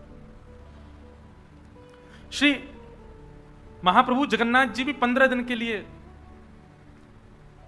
कष्ट में जाते हैं। ठाकुर जी को कष्ट नहीं होता। अब देखो यहां भी नियम तोड़ दिया ठाकुर जी ने। ठाकुर जी को किस बात का कष्ट हो सकता है? परंतु अपने भक्त के भाव को अपने ऊपर धारण करने के लिए ठाकुर जी पीड़ा में चले जाते हैं। और उसके पीछे एक और बात है कि महाप्रभु जगन्नाथ जी कभी एकादशी व्रत नहीं करते। क्यों? ठाकुर जी एक संग व्रत कर लेते हैं, सारा साल भर के सबरे व्रत एक संग कर लेते हैं। बड़े चतुर हैं ठाकुर जी। हमसे तो कहेंगे एकादशी उल्टी टंगी है हमारे यहाँ व्रत नहीं। वो स्कंद पुराण में लिखा है कि एकादशी वाले दिन तो आकंठ भोजन करना चाहिए, मतलब और दिन से ज्यादा भोजन करना चाहिए जगन्नाथपुरी में।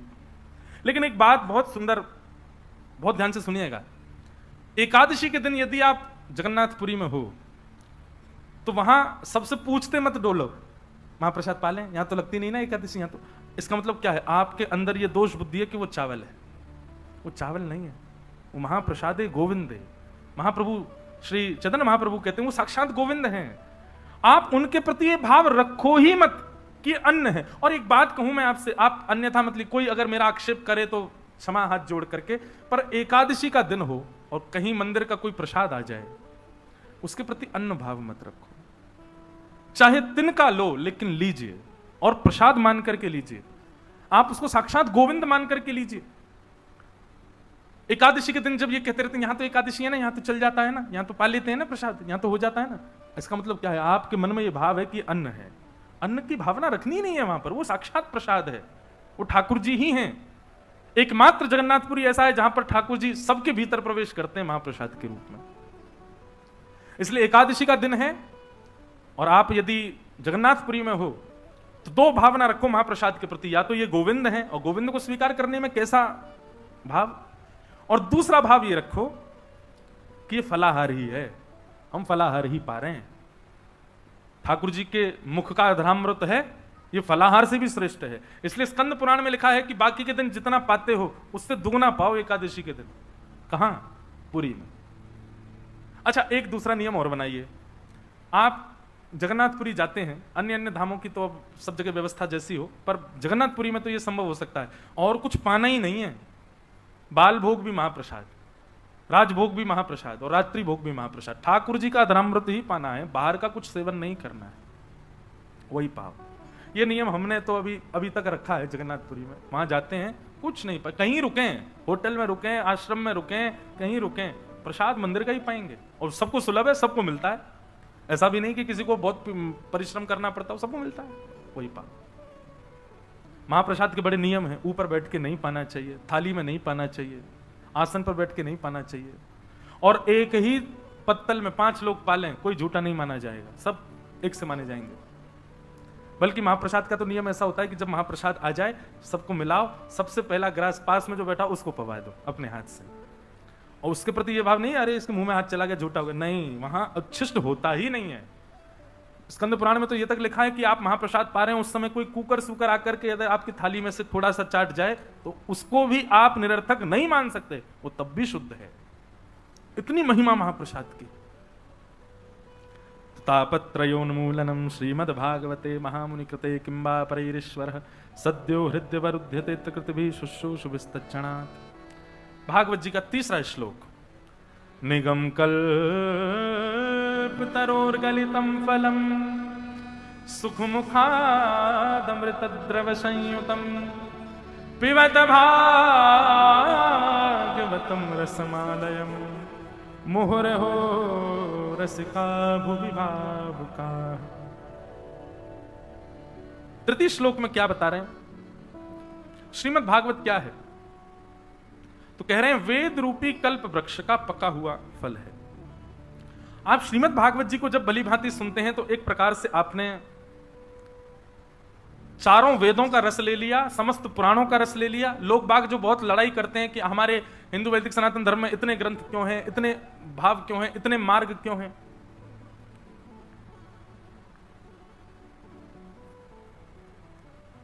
एक बात बहुत ध्यान से सुनिए। कई लोग आक्षेप करते हैं इतने देवी देवता हिंदू धर्म में क्यों, इतने ग्रंथ पुराण हिंदू धर्म में क्यों? उन लोगों को एक उत्तर दीजिएगा। किसी व्यक्ति ने व्यापार शुरू किया, एक दुकान से शुरू किया और 100 साल निकल गए। सिंस लिखा रहता 1985, अभी चल रहा 2024, सिंस 1924, मतलब 100 साल हो गए लेकिन अभी तक एक दुकान नहीं है उसकी।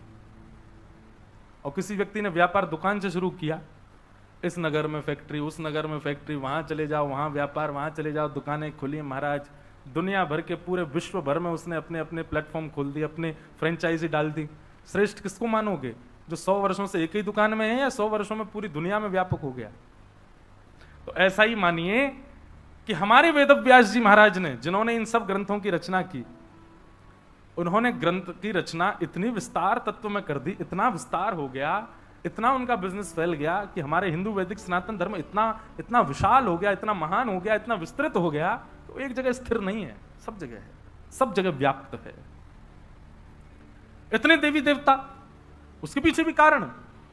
हमारे हिंदू वैदिक सनातन धर्म में कामना पूर्ति करने वाले लोगों के लिए देवता अलग हैं, प्रेम करने वालों के लिए देवता अलग हैं, सेवा करने वालों के लिए देवता अलग हैं, सेवक अर्चना करने वालों की देवता अलग हैं, कभी कभी मंदिर पे प्रतिभाव पूजने वालों के देवता अलग हैं। सबके लिए बहुत सारे ऑप्शंस हैं, कैसे भी रहो लेकिन सनातन धर्म से जुड़े रहो, छोड़ो नहीं अपने रूट्स को, इसलिए इतने सारे देवता। परंतु बंधुओं, यदि आप श्रीमद् भागवत का श्रवण करते हैं तो आपने चारों वेद, उपनिषद, शास्त्र, धर्म, ज्ञान, वैराग्य आदि आदि जो कुछ भी आप कह लो शब्द, उन सबका निचोड़ आपने एक साथ ग्रहण कर लिया यदि आपने भागवत को श्रवण किया तो। क्यों? श्रीमद् भागवत सबका सार तत्व है। निगम कल्पतरोर गलितम फलम, श्रीमद् भागवत फल है। बाकी जितने भी ग्रंथ आदि हैं ये सब वृक्ष हैं। एक वृक्ष है सनातन धर्म, और वही वृक्ष का नाम है निगम, यानी कि वेद। उस वेद रूपी वृक्ष के पके हुए फल हैं श्रीमद् भागवत।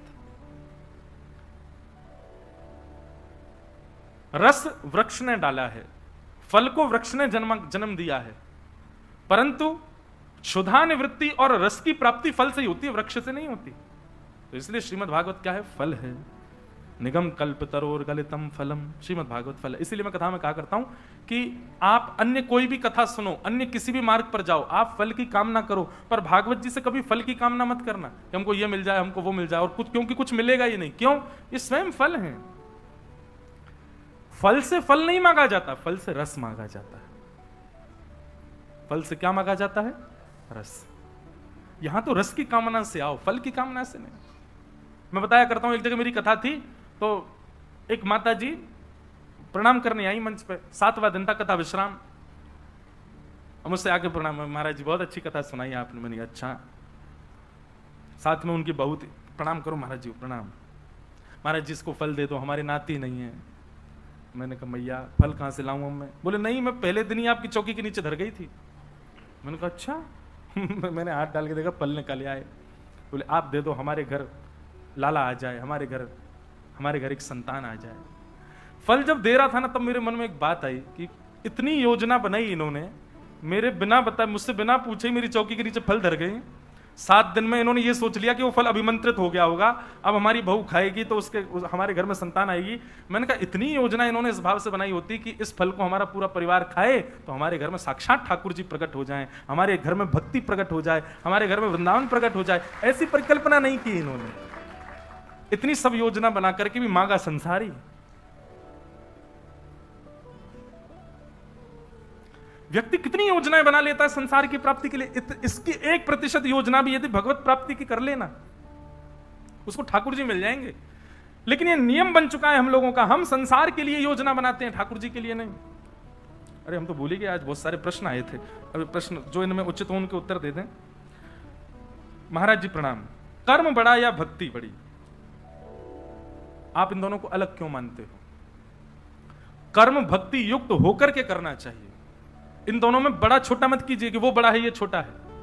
कर्म कीजिए, नाम जपते चलो, ध्यान धरते चलो, हर समय कृष्ण का ध्यान धरते चलो, काम की वासना को मिटाते चलो, कृष्ण गोविंद गोपाल गाते चलो।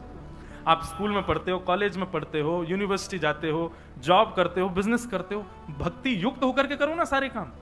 आप उन दोनों को अलग अलग क्यों, उनका डिवाइडेशन क्यों कर रहे हो? उनको डिवाइड क्यों कर रहे हो? उनको अलग अलग क्यों मानते हो? लेकिन फिर भी आप अलग मानते हो तो कर्म प्रधान विश्व रचि राखा, कर्म प्रधान है। एक बार को यदि जगन्नाथपुरी जाने का अवसर मिल रहा हो, लेकिन बहुत बड़ा कोई काम, आपका कर्म बीच में रुक रहा हो, तो कर्म को प्रधानता देने वाले को तो रुक जाना चाहिए, कर्म को पहले करना चाहिए। लेकिन जिसके लिए ठाकुर जी सर्वोपरि हैं, उसको तो सब तज हरि भज, सब छोड़ो, जाओ ठाकुर जी के पास, ठाकुर जी संभाल लेंगे अपने आप। लेकिन फिर भी इन दोनों को अलग मत मानिए, ये दोनों एक ही हैं। एक ही नहीं है, भक्ति युक्त होकर के कर्म करना चाहिए, अलग नहीं है। मन को शुद्ध करने कैसे? ये 7 दिन मैया और मैया भैया जितने भी भेजा है, 7 दिन किसके लिए हम लोग बैठे हैं? मन की शुद्धि के लिए ही बैठे हैं। यहां जितने विषय बताए जा रहे हैं, विचार बताए जा रहे हैं, वो सब मन की शुद्धि के लिए ही है। फिर तीसरा इन्होंने कहा भक्ति मार्ग में आगे कैसे जाएं? अगर मन भटक जाए तो क्या करें? सब साधन यही बताए जा रहे हैं, इन्हीं को सुनते जाओ। और सुनिए, कल से आप सब लोग एक डायरी और पेन लेके बैठा कीजिए कथा में, जो सूत्र आपको बढ़िया लगे तुरंत उसको लिख लिया कीजिए, तो ये इतने प्रश्न नहीं आएंगे मन में। और जिसका संशय हो वो संशय को रखे ना, प्रश्न जरूर पूछे।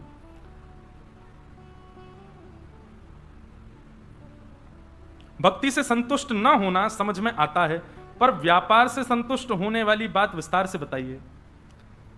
वाह, भक्ति से संतुष्ट नहीं होना चाहिए, यह बात तो महाराज जी समझ में आ जाती, पर आप कह रहे हो कि व्यापार से संतुष्ट हो जाना चाहिए। इस बात को बताओ। देखो, ये हमने इस परिप्रेक्ष्य में कहा था, जिसके लिए भक्ति प्रधान है, जिसके लिए जो वस्तु प्रधान है उससे कभी संतुष्ट मत हो, इसीलिए उसमें गति प्राप्त करोगे। अगर आप व्यापार में गति प्राप्त करना चाहते हो, उससे संतुष्ट मत हो, लगे रहो लगे रहो लगे रहो। और लगा व्यक्ति तभी रहता है जब संतुष्ट नहीं होता। संतुष्ट हो जाता है तो विश्राम करता है। भोजन करते करते जब संतुष्टि हो जाती तभी हम कहते बस अब नहीं। ऐसे ही जिसको भक्ति मार्ग प्रधान है वो भक्ति में कभी संतुष्ट ना हो। व्यापार मार्ग प्रधान है, व्यापार संतुष्ट, लेकिन जिस मार्ग को आप चुनो उसके अलावा बाकी सबसे फिर संतुष्ट हो जाओ, उससे संतुष्ट मत हो। अगर भक्ति मार्ग आपके लिए सब कुछ है तो फिर परिवार, व्यापार, इन सबसे संतुष्ट रहो। लॉस हो रहा है तो भी संतुष्ट, प्रॉफिट हो रहा है तो भी संतुष्ट। हम तो केवल ठाकुर जी के हैं, हम अच्छा हो बुरा हो हमें उससे कोई मतलब नहीं। फिर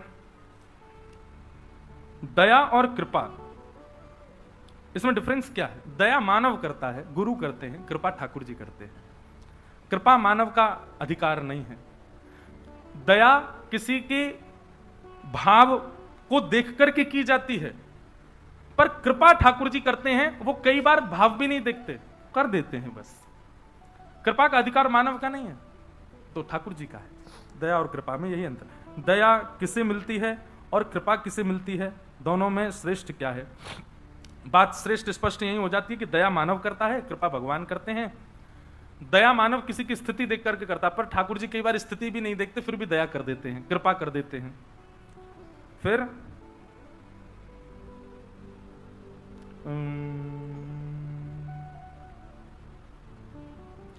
राधा रमण जी की भक्ति में आगे बढ़ना है, मैं क्या करूं?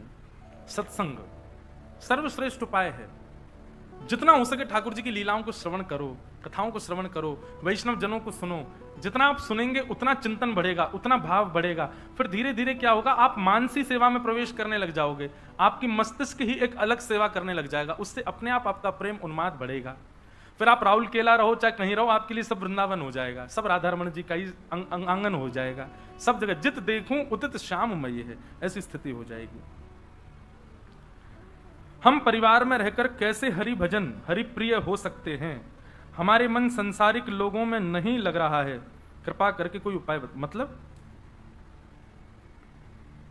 हमारा मन संसारिक लोगों में नहीं लग रहा है तो अच्छी बात है, ये तो संसारिक लोगों में ना लगे। पर इनका भाव ये है, मैं समझ गया, इनका भाव ये है कि हमारा संसार में मन लग नहीं रहा, लेकिन परिवार में रह करके भजन करना, वो कैसे करें? परिवार में मन ही नहीं है, हमारी इच्छा ही नहीं है। देखो, किसी भी बच्चे का स्कूल में मन नहीं लगता, पर वो स्कूल क्यों जाता है? पढ़ना तो है, माता पिता पैसा खर्च कर रहे हैं, बनना तो है। हमको लगता है कि बच्चा हॉस्टल गया है, बहुत खुशी, बेचारा खुश नहीं होता, वो उसको याद आती है अपने घर की। किसी को भी अच्छा नहीं लगता हॉस्टल में रहना, और जिन बच्चों को बहुत अच्छा लगता है हॉस्टल में रहना, स्कूल में रहना, वो पता नहीं कहां से आते हैं, वो कोई एंजल ही होते होंगे, हमको तो नहीं लगता। वो बच्चा सबका विद्रोही बन जाता था, जो टीचर के आते बोलता, मैम आपने कल एक होमवर्क दिया था, चेक कर लीजिए। उसको सारे बच्चे खींचते, तू तेरे को क्यों जबरदस्ती होती बताने की है? जो ऐसे बच्चे होते हैं जिनको स्कूल बहुत अच्छा लगता है, टीचर्स बहुत अच्छे लगते हैं, काम बहुत अच्छा लगता है, वो सारे बच्चों को अच्छा नहीं लगता। तो स्कूल जाना किसी को प्रिय नहीं होता, पर फिर भी बालक किस बुद्धि से जाता है? व्यापार पे जाना किसी को अच्छा नहीं लगता, पर किस बुद्धि से जाते हैं? वो एक हमारा कर्तव्य है, वो हमको करना है। भक्ति भाव जीवन में आ जाए और उसके बाद संसार ही अच्छा ना लगे, ठाकुर जी की कृपा है, पर फिर भी आपको त्याग नहीं करना है। उसके पीछे कारण है कि अभी समय परिवर्तित हो गया है, अब कलयुग का वो स्थिति चल रही है कि आप यहां पर त्याग नहीं कर सकते। मीराबाई का समय नहीं रहा, अब ये प्राचीन काल का वो समय नहीं रहा है कि आप सब छोड़ करके और सब चले। मीराबाई ने भी, प्रसंग आता है कि मीराबाई ने वर्षों तक अपने ससुराल वालों का भी त्याग नहीं किया, जबकि उनके पतिदेव की मृत्यु हो चुकी थी। उसके बाद भी मीराबाई वहीं रहती थी, इतनी परेशानियां झेलते हुए भी रहती थी। एक दिन जब अति हो गई और बहुत वर्ष निकल गए सहते सहते मीराबाई को, तब एक बार मीराबाई ने गोस्वामी जी को पत्र लिखा, गोस्वामी तुलसीदास जी को, कि मैं क्या करूं, मैं ऐसे परिवार में रहती हूं, मैं इनको छोड़ना नहीं चाहती, मैं इनको त्यागना नहीं चाहती, पर मैं क्या करूं? मेरी भक्ति और मेरे ठाकुर जी के प्रति यदि आक्षेप करने वाला परिवार हो तो ऐसे परिवार के प्रति मैं क्या भावना रखूं? तब गोस्वामी जी ने उत्तर के रूप में चौपाई लिख करके भेजी, जाके ही अन राम वही देही तजिए ताही कोटि वही रिसम यद्यपि परम स्नेही। जिसके हृदय में राम जी नहीं है, वैदेही सीता नहीं है, हे मीराबाई, तजिए ताही कोटि वही रिसम यद्यपि परम स्नेही, चाहे वो कितना भी स्नेही क्यों ना हो, उसको तुरंत त्याग दो। तब मीराबाई ने गृह त्याग किया। हम उस स्थिति में नहीं पहुंचे, तो इसलिए कर्तव्य मान करके परिवार में रहो। प्रहलाद जी ने त्याग नहीं किया अपने पिताजी का, प्रहलाद जी ने त्याग नहीं किया अपने राक्षस कुल का, वहीं रहे, वहीं रहकर के नरसिंह भगवान को प्रकट कर दिया। इसलिए हमेशा भाग जाना उपाय नहीं होता, रुको, डटो और थोड़ा सौम्य भाव से प्रतीक्षा करो ठाकुर जी की। तो ये कुछ प्रश्न है।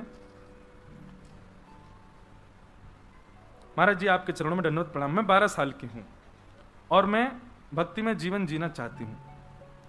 मेरा बहुत मन है कंठी धारण करूं और शुद्ध जीवन जीऊं, पर मेरे घर में प्याज लहसुन आदि व्यवहार होता है और घर में धार्मिक माहौल का अभाव है। ऐसा क्या करें जिससे मेरे घर का माहौल परिवर्तित हो जाए? मैं हॉस्टल में रहती हूं तो वहां मैं सब पात्र सामान होते हैं, तो इस तरह के वातावरण में अपने आप को किस प्रकार पवित्र रख के मैं भक्ति में जीवन जीऊं, और क्या ऐसे सेवा के रहते हुए भी क्या मैं श्री तुलसी जी को कंठ में धारण कर सकती हूं? सबसे पहले तो 12 साल की एक बालिका है, उनका ये भाव है। देखो, अभी अभी हमने उदाहरण में एक बात कही थी, प्रहलाद जी की आयु कितनी थी? 4.5-5 वर्ष की। उन्होंने ना तो अपने पिता का त्याग किया, ना परिवार का त्याग किया, ना राक्षस कुल का त्याग किया, ना कुछ भी। पिता ने राक्षस विद्यालय में भेजा कि वहां राक्षसी विद्या सीखने को, तो प्रहलाद जी वहां भी गए और राक्षसी विद्या सीख रहे थे।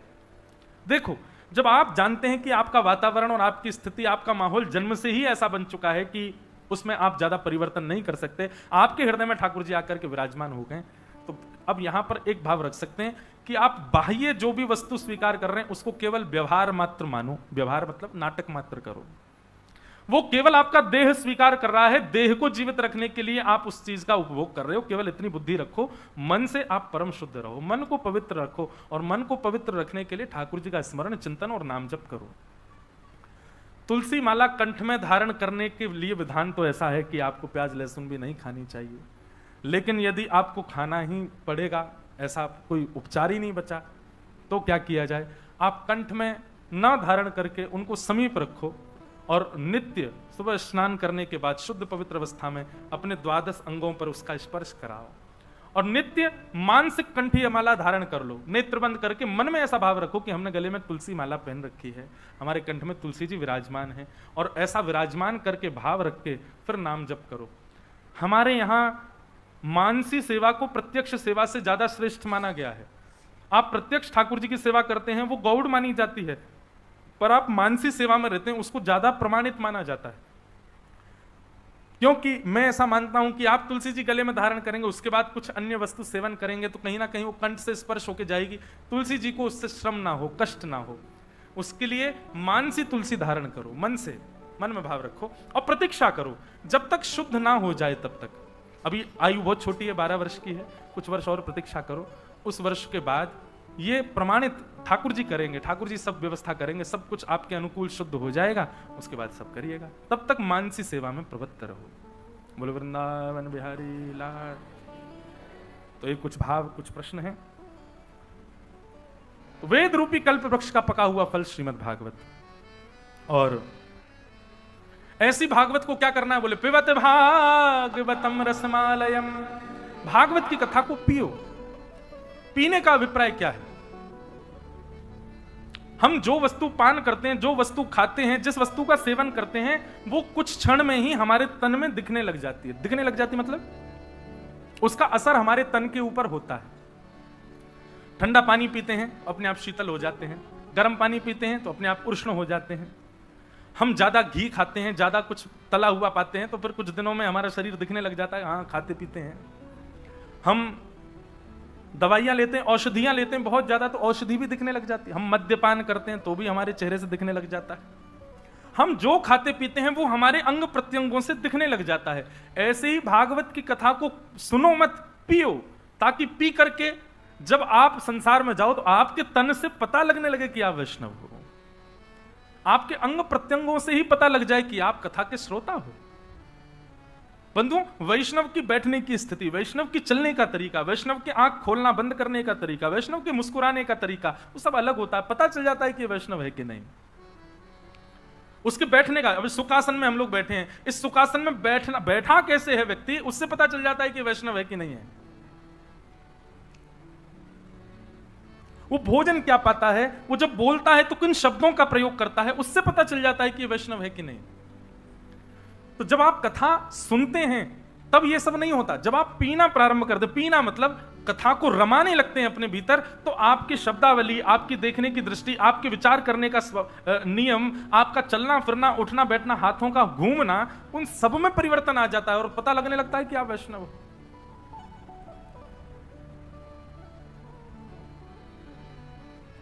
प्रणाम करने मात्र के आपके तरीके से पता चल जाता है कि आपने कथा सुनी है कि नहीं। कभी आप किस तरीके से प्रणाम कर रहे हो, और प्रणाम करते समय आपके हाथों की और कमर की आकृति कितनी झुक रही है, उससे पता चल जाता है कि आप वैष्णव हो कि नहीं हो। कथा को सुनना नहीं है, पीना है। पिएंगे तो हमारे जीवन में परिवर्तन के रूप में कथा आएगी। हमारा रोम रोम, हमारी वाणी, हमारी दृष्टि, हमारी एक एक इंद्रिय दिखाएगी कि हम वैष्णव हैं। कुम्मन दास जी के प्रसंग में आता है कि श्री कुम्मन दास जी के एक पुत्र की मृत्यु हो गई, और जैसे कुम्मन दास जी को ये बात जाके बताई गई, हे कुम्मन दास जी, तुम्हारे पुत्र की मृत्यु हो गई, सुनते ही कुम्मन दास जी मूर्छित हो गए। किसी ने गोसाई विठलनाथ जी को जाकर के बताया, बोले कुम्मन दास जी के पुत्र की मृत्यु हो गई। गोसाई जी बोले बहुत बुरा हुआ। बोले लेकिन आश्चर्य इस बात का ज्यादा हो रहा है कि कुम्मन दास जी जैसा भक्त अपने पुत्र की मृत्यु पर मूर्छित हो गया। अरे इतना संसार में पड़ा हुआ व्यक्ति यदि उसको पता चले उसका पुत्र मर गया, वो भी मूर्छित नहीं होता। कुम्मन दास जी तो दिन रात भजन करते हैं, दिन रात ठाकुर जी को भजते हैं, पुत्र में इतनी आसक्ति कि उसकी मृत्यु की खबर सुन के मूर्छित हो गए। गोसाई विठलनाथ जी बोले कुम्भन दास पुत्र की मृत्यु की बात सुन के मूर्छित नहीं हुआ है, मुझे पता है वो मूर्छित क्यों हुआ है, क्योंकि वो वैष्णव है। दौड़ करके गए गोसाई जी और मूर्छा में पड़े कुम्भन दास जी, पानी डाल रहे हैं, दवाई डाल रहे हैं, उठ ही नहीं रहे। तभी गोसाई जी ने कान में जाकर के कहा, ए कुम्भन दास, मुझे पता है तुम इसलिए मूर्छित हो गए हो कि भाई पुत्र की मृत्यु हो गई, अब तो हमको सूतक लग गए, अब तो मैं मंदिर जा ही नहीं पाऊंगा, मैं ठाकुर जी को देख ही नहीं पाऊंगा। लेकिन चिंता मत करो, मैं मंदिर की खिड़की खोल दूंगा, वहां से तुम देख लिया करना। सोई उठ के बैठ गए, हाँ अब ठीक हूं मैं। अब देखो संसार के व्यक्ति के लिए ये बात बड़ी, वो कहेगा राम राम, कैसे ऐसा भी पिता होता है कोई है? उसको पुत्र की मृत्यु की चिंता नहीं है, उसको पुत्र की मृत्यु का कष्ट नहीं है। संसार के लोगों के लिए तो यही कष्ट हो जाएगा कि ऐसा भी पिता हो सकता है कि हाँ। वैष्णव भक्त के लिए बड़ी बात नहीं, वैष्णव के लिए तो ठाकुर जी प्रधान है, ठाकुर जी की सेवा प्रधान है, ठाकुर जी का दर्शन प्रधान है, उनके अतिरिक्त कोई प्रधान नहीं है। कुम्भन दास जी को इस बात का कष्ट नहीं, इस बात की पीड़ा नहीं कि मेरा पुत्र चला गया। पीड़ा है पर मूर्छा इसके लिए नहीं थी कि पुत्र चला गया, मूर्छा इसके लिए थी कि मैं पुत्र के बिना तो रह लूंगा, लेकिन 7 दिन श्री जी को देखे बगैर कैसे रहूंगा, उनको देखे बगैर कैसे मेरा जीवन कटेगा। और कुम्भन दास जी मूर्छित हो गए। पर जब पता चला कि नहीं गोसाई जी कह रहे हैं खिड़की से तुमको दर्शन करा देंगे, तो ठीक हो गए। अब ये कुम्भन दास जी की स्थिति में दिख रहा है कि वो वैष्णव है।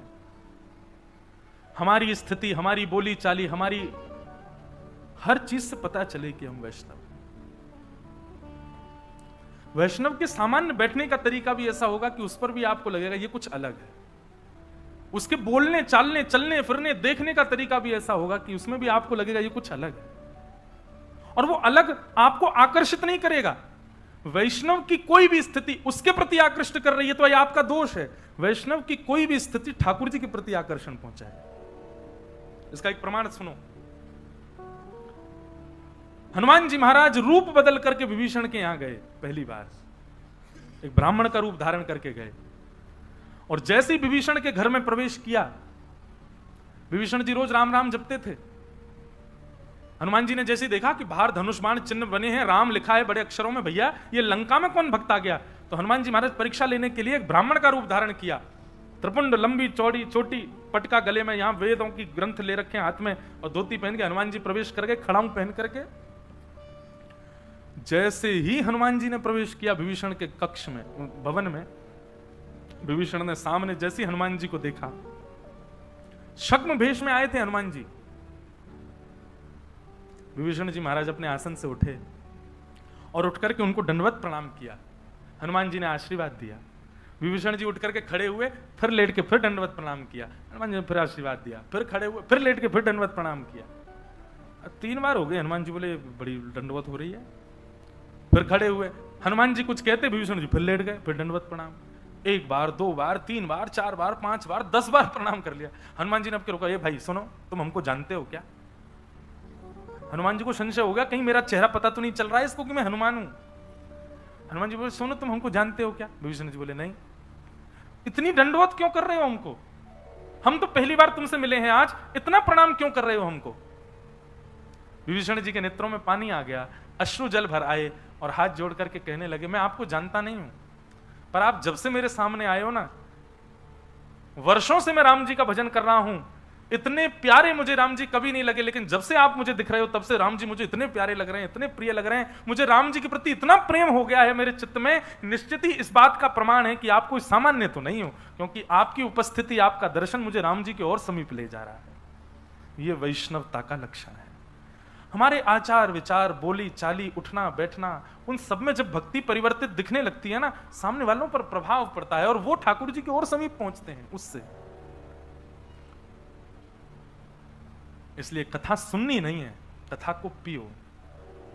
कथा पान करेंगे तो हमारे आचारों में दिखने लगेगी, हमारे विचारों में दिखने लगेगी, हमारे व्यवहार में दिखने लगेगी, हमारी स्थिति में दिखने लगेगी। 7 दिन बाद दोबारा अपने दफ्तर जाओगे, अपने स्कूल जाओगे, कॉलेज जाओगे, अपने अपने काम पर जाओगे, तो आपके कार्यकर्ता गण, आपके जो कलीग्स हैं, आपके जो मित्र हैं, कहें भाई तू अब बदल गया है, कैसा, अब थोड़ा पहले से अच्छा हो गया है, पहले से और व्यवस्थित लग रहा है, पहले से और सुधरा हुआ सा लग रहा है। समझो कि ये कथा आपने पी है। और जैसे आप परसों थे वैसे ही आप 9 तारीख के बाद भी हो। आपने कथा को सुना है, पिया नहीं है। पर यहां आज्ञा क्या है? पिबत भागवतम रसमालयम मुहुर्हो रसिका भुवि भावुका। भागवत की कथा को पियो। व्यास जी ने जो बातें कही उन बातों को तुरंत अपने जीवन में उतारने का निश्चय कर लो। आप विश्वास मानिए, अन्य साधना आप ना भी कर पाओगे चलेगा, लेकिन कथा में जो आप सुनते हैं उसको तुरंत अपने जीवन में लागू करते हैं। आपके कल्याण की जिम्मेवारी ठाकुर जी ले लेते हैं। फिर क्यों? क्योंकि आप कथा में सुने गई बातों को अपने जीवन में लागू कर रहे हो। श्रीमद् भागवत के 11 स्कंद में, 10वें स्कंद में भगवान कहते हैं, अंजह पुंसाम विदुषाम बुद्धिम भागवतान हितान। मेरे बताए हुए भागवत मार्ग पर जब व्यक्ति चलने लग जाता है उसका कभी पतन नहीं होता, और यदि कभी उसका पतन हुआ भी, कभी वो गिरा भी, तो मैं उसके सामने खड़ा हूंगा उसको उठाने के लिए। प्रसिद्ध प्रसंग आता है श्री बलराम दास जी महाराज का। जगन्नाथपुरी में श्री बलराम दास जी महाराज हुए। जगन्नाथ भगवान को रोज पद सुनाते थे, गाते थे, गाने में बड़े निपुण थे। उनको सेवा मिली हुई थी कि वो जगन्नाथ जी के सामने गाते थे। एक दिन उनकी गायकी से रीझ करके एक वैश्या नाचने लगी, और बलराम दास जी का ऐसा भाव हो गया कि अब तक तो जगन्नाथ जी को रिझाने के लिए गा रहे थे, पर अब उस वैश्या को देखा तो उसको रिझाने के लिए गाने लगे। पतन हो गया बलराम दास जी का। पर देखो ठाकुर जी कैसे रक्षा करते हैं। मैं कहा करता हूं, जीवन में एक बार भी यदि ठाकुर जी से अनन्य प्रेम हो गया हो, निश्चिंत हो जाना। उसके बाद यदि कभी आपका पतन भी हो गया ना, चिंता मत करो, ठाकुर जी फिर उठाएंगे। क्योंकि एक बार ठाकुर जी ने आपको स्वीकार किया है, ठाकुर जी का स्वभाव है, वो फिर दोबारा कभी छोड़ते नहीं है। उतार चढ़ाव आपके जीवन में आ जाएगा, कभी आप पतन का अनुभव करोगे, कभी आप अपने आप को गिरा हुआ अनुभव कर सकते हो, पर इससे विचलित मत होना, ठाकुर जी फिर उठाएंगे। माधव दास जी एक वैश्या के रूप में आसक्त होकर के उसके साथ रहने लगे। अति तो तब हो गई कि भैया रथ यात्रा का दिन, और बलराम दास जी अभी सो ही रहे हैं। रात भर अपनी प्रियसी के साथ में भ्रमण किया, भूल गए कि कल रथ यात्रा है। परंतु पूरे जगन्नाथपुरी में हल्ला मच चुका था कि बलराम दास अब चरित्रहीन हो चुका है। आज जैसे नेत्र खुले, विजय घंट का नाद सुनाई दे रहा था, जो जगन्नाथ भगवान के सामने बजाते हैं, विजय घंट, उसका नाद सुनाई दिया। और पंडा पुजारियों की जब हल्ला सुनाई दिए, वो सब जगन्नाथ जी को लेकर के आ रहे हैं रथ के लिए। जब पड़े पड़े ये स्वर सुना, तब बलराम दास जी ने नेत्र खोल करके अपने आप को देखा और अपनी स्थिति को देखा। मैं कहां पड़ा हूं, मैं क्या था, मैं कैसा था, और ये मेरा क्या हाल हो गया। स्नान करके तुरंत दौड़े रथ की ओर। बोले मेरे पद गायन के बाद ही रथ यात्रा प्रारंभ होती है, आज भी वैसा ही होगा। परंतु आज पंडा पुजारियों ने उनको रथ पर चढ़ने ही नहीं दिया। सब पहचान चुके थे कि माधवदास वैश्यागमन करता है, अब इसको रथ में चढ़ने का भी अधिकार नहीं है। माधवदास जी महाराज रोने लगे। जगन्नाथ जी देखने तक नहीं दिए उनको किसी ने। माधवदास जी महाराज गए और समुद्र में प्राण त्यागने लगे अपने। बोले मुझसे बहुत बड़ी भूल हो गई नाथ, मैंने आपकी सेवा छोड़ करके संसार की सेवा में लग गया। तभी उनके मन में आया, प्राण क्या त्यागूं, एक बार और प्रयास कर लूं, क्या पता जगन्नाथ जी स्वीकार कर लें। अब रथ यात्रा में तो मैं वहां नहीं जा पाऊंगा, तो वहीं बालूका का एक रथ बनाया, उसमें बालू के जगन्नाथ जी बैठा दिए और वहीं पद गायन करने लगे। और जैसे ही पद गायन बलराम दास जी ने किया, यहां रथ खींचने का समय आया। दोनों रथ खिंच गए, बलभद्र जी और सुभद्रा जी का, पर जगन्नाथ जी का रथ नहीं खींचा। खींचते रहे, वो आगे बढ़ा ही नहीं। सबने जाके प्रार्थना करी, बोले हे महाप्रभु आज आपका रथ नहीं बढ़ेगा क्या आगे? ठाकुर जी बोले क्योंकि मैं इस रथ में बैठा ही नहीं हूं तो ये रथ आगे कैसे बढ़ेगा? बोले रथ में नहीं बैठा हूं मतलब? बोले यहां केवल मेरा विग्रह बैठा है, मैं तो बलराम दास के रथ में बैठा हूं जो समुद्र किनारे उसने बनाया है। मैं तो वहीं बैठ करके अपनी रथ यात्रा स्वीकार कर रहा हूं। आज की मेरी रथ यात्रा तो वहां बलराम दास कर रहा है। मतलब विचार करेंगे आप, संपूर्ण पंडा समाज, पुजारी समाज और संपूर्ण जगन्नाथपुरी के लोगों ने बलराम दास का त्याग कर दिया, लेकिन महाप्रभु कितने दयालु। उसके इस गलत दूषित कर्म पर भी ठाकुर जी ने उसका नमे भक्त्या प्रणश्यति, गीता में भगवान कहते हैं एक बार जो मेरे को अपना लेता है उसके बाद उसका पतन हो भी रहा हो ना अर्जुन, तो मैं उसको गिरने नहीं देता, मैं उसको पकड़ लेता। बलराम दास का पतन नहीं होने दिया ठाकुर जी। इसलिए भैया एक बार भी यदि ठाकुर जी से आपको प्रेम हो गया हो, एक बार भी श्री कृष्ण के प्रति नेत्र सजल हो गए हों, निश्चिंत हो जाना संपूर्ण जीवन के लिए। अब ठाकुर जी ने स्वीकार कर लिया है, अब आपका पतन नहीं होगा, होगा भी तो चिंता मत करना, ठाकुर जी आपको संभालने आएंगे। पर इसकी चिंता बनी रहे चित्त में कि पतन वाला कार्य कुछ करना नहीं है हमको, यूं सुन आए कर ले ठाकुर जी बचा ही लेंगे, ऐसा नहीं, जानबूझ करके नहीं।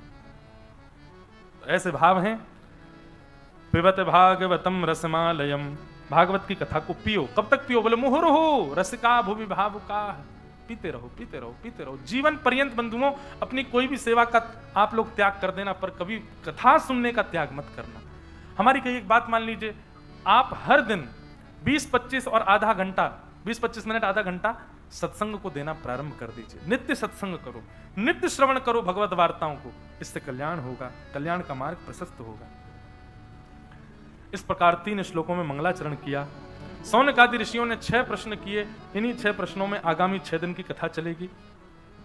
सूत जी महाराज ने प्रश्न सुनकर के सबसे पहले अपने गुरु को वंदन किया कि यम प्रव्रजन्तमनुपेतमपेत कृत्यम द्वैपायनो विरह कातर आजुहाव पुत्रेति तन्मयतया तर्वोभिनेदु तम सर्वभूत हृदय मुनिमानतोष्मि।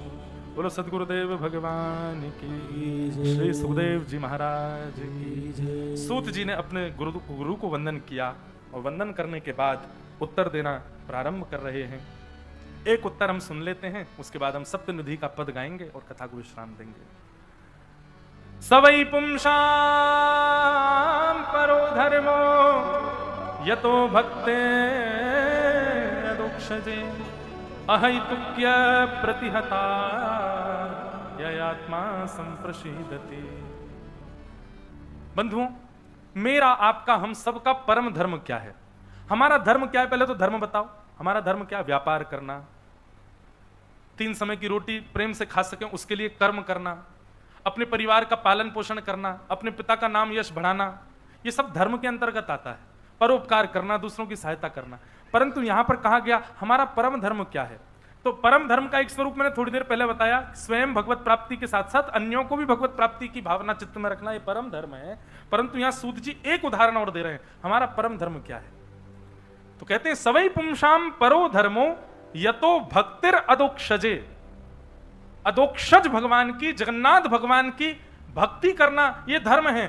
परंतु कैसी भक्ति करना? बोले अहेतु की भक्ति करना, प्रत्येक दिन बढ़ोतरी हो ऐसी भक्ति करना, यह हमारा परम धर्म है। यह बात निश्चित है, आज हमको जितने प्रिय ठाकुर जी लगते हैं कल उससे दुगने प्रिय लगने चाहिए, और कल जितने प्रिय लगते हैं परसों उससे दुगने प्रिय लगने चाहिए। हर दिन ठाकुर जी हमको अति प्रिय लगें, पहले से अति प्रिय लगें। ऐसी भक्ति यदि हमारी है तो हमारी भक्ति मानो हम परम धर्म कर रहे हैं। लेकिन ठाकुर जी कल भी जैसे लग रहे थे आज भी वैसे ही लग रहे हैं, परसों भी वैसे ही लग रहे हैं, अगले दिन भी वैसे ही लग रहे हैं, ये तो वही हैं, वैसे ही हैं, ऐसा नहीं। न विच्छिन्न होने वाली भक्ति और प्रत्येक दिन बढ़ने वाली, बढ़ोतरी होने वाली भक्ति अगर हमारे चित्त में हो रही है तो ये हमारा परम धर्म एक्टिवेट हो चुका हमारे अंदर, ये समझ लीजिए। हर दिन ठाकुर जी की याद, वृंदावन की याद, वैष्णवों की याद और ज्यादा बढ़ रही है तो समझो ये हमारी अहितु की भक्ति है। और ये कैसे होगा? ठाकुर जी और प्रिय लगें, कल से भी अधिक प्रिय आज लगें, आज से भी अधिक प्रिय कल लगें, कल से भी अधिक प्रिय परसों लगें, ये कैसे संभव होगा? वैष्णवों की कृपा, बिना महत पाद रजोभिषेकम। कोई भगवत भजन करने वाला, कोई ठाकुर जी के चिंतन में रहने वाला, कोई भगवत भाव में रहने वाला यदि प्रेम से आपको नहीं देख लेगा तब तक आपका ठाकुर जी के प्रति प्रेम नहीं बढ़ेगा। कोई ठाकुर जी से बहुत प्रेम करता है, ठाकुर जी को बहुत भजन करता है, ठाकुर जी को खूब भजता है, वैष्णव वेश में रहता है, संत वेश में रहता है, नित्य वृंदावन को भजता है। ऐसा नित्य वृंदावन और ठाकुर जी के प्रेम में रहने वाला जब प्रेम भर के आपको देख लेगा, तभी आपके हृदय में ठाकुर जी के प्रति प्रेम लक्षणा भक्ति बढ़ेगी, नहीं तो नहीं। संतों को प्रणाम इसलिए नहीं किया जाता इनका पुण्य हमको मिल जाए, ये हमको आशीर्वाद दे दें। संतों को प्रणाम केवल इसलिए किया जाता है कि ये प्रेम भर के हमारी ओर देख लें, इनकी दृष्टि हम पर पड़ जाए और इनकी दृष्टि से ही हमारा कल्याण हो जाएगा।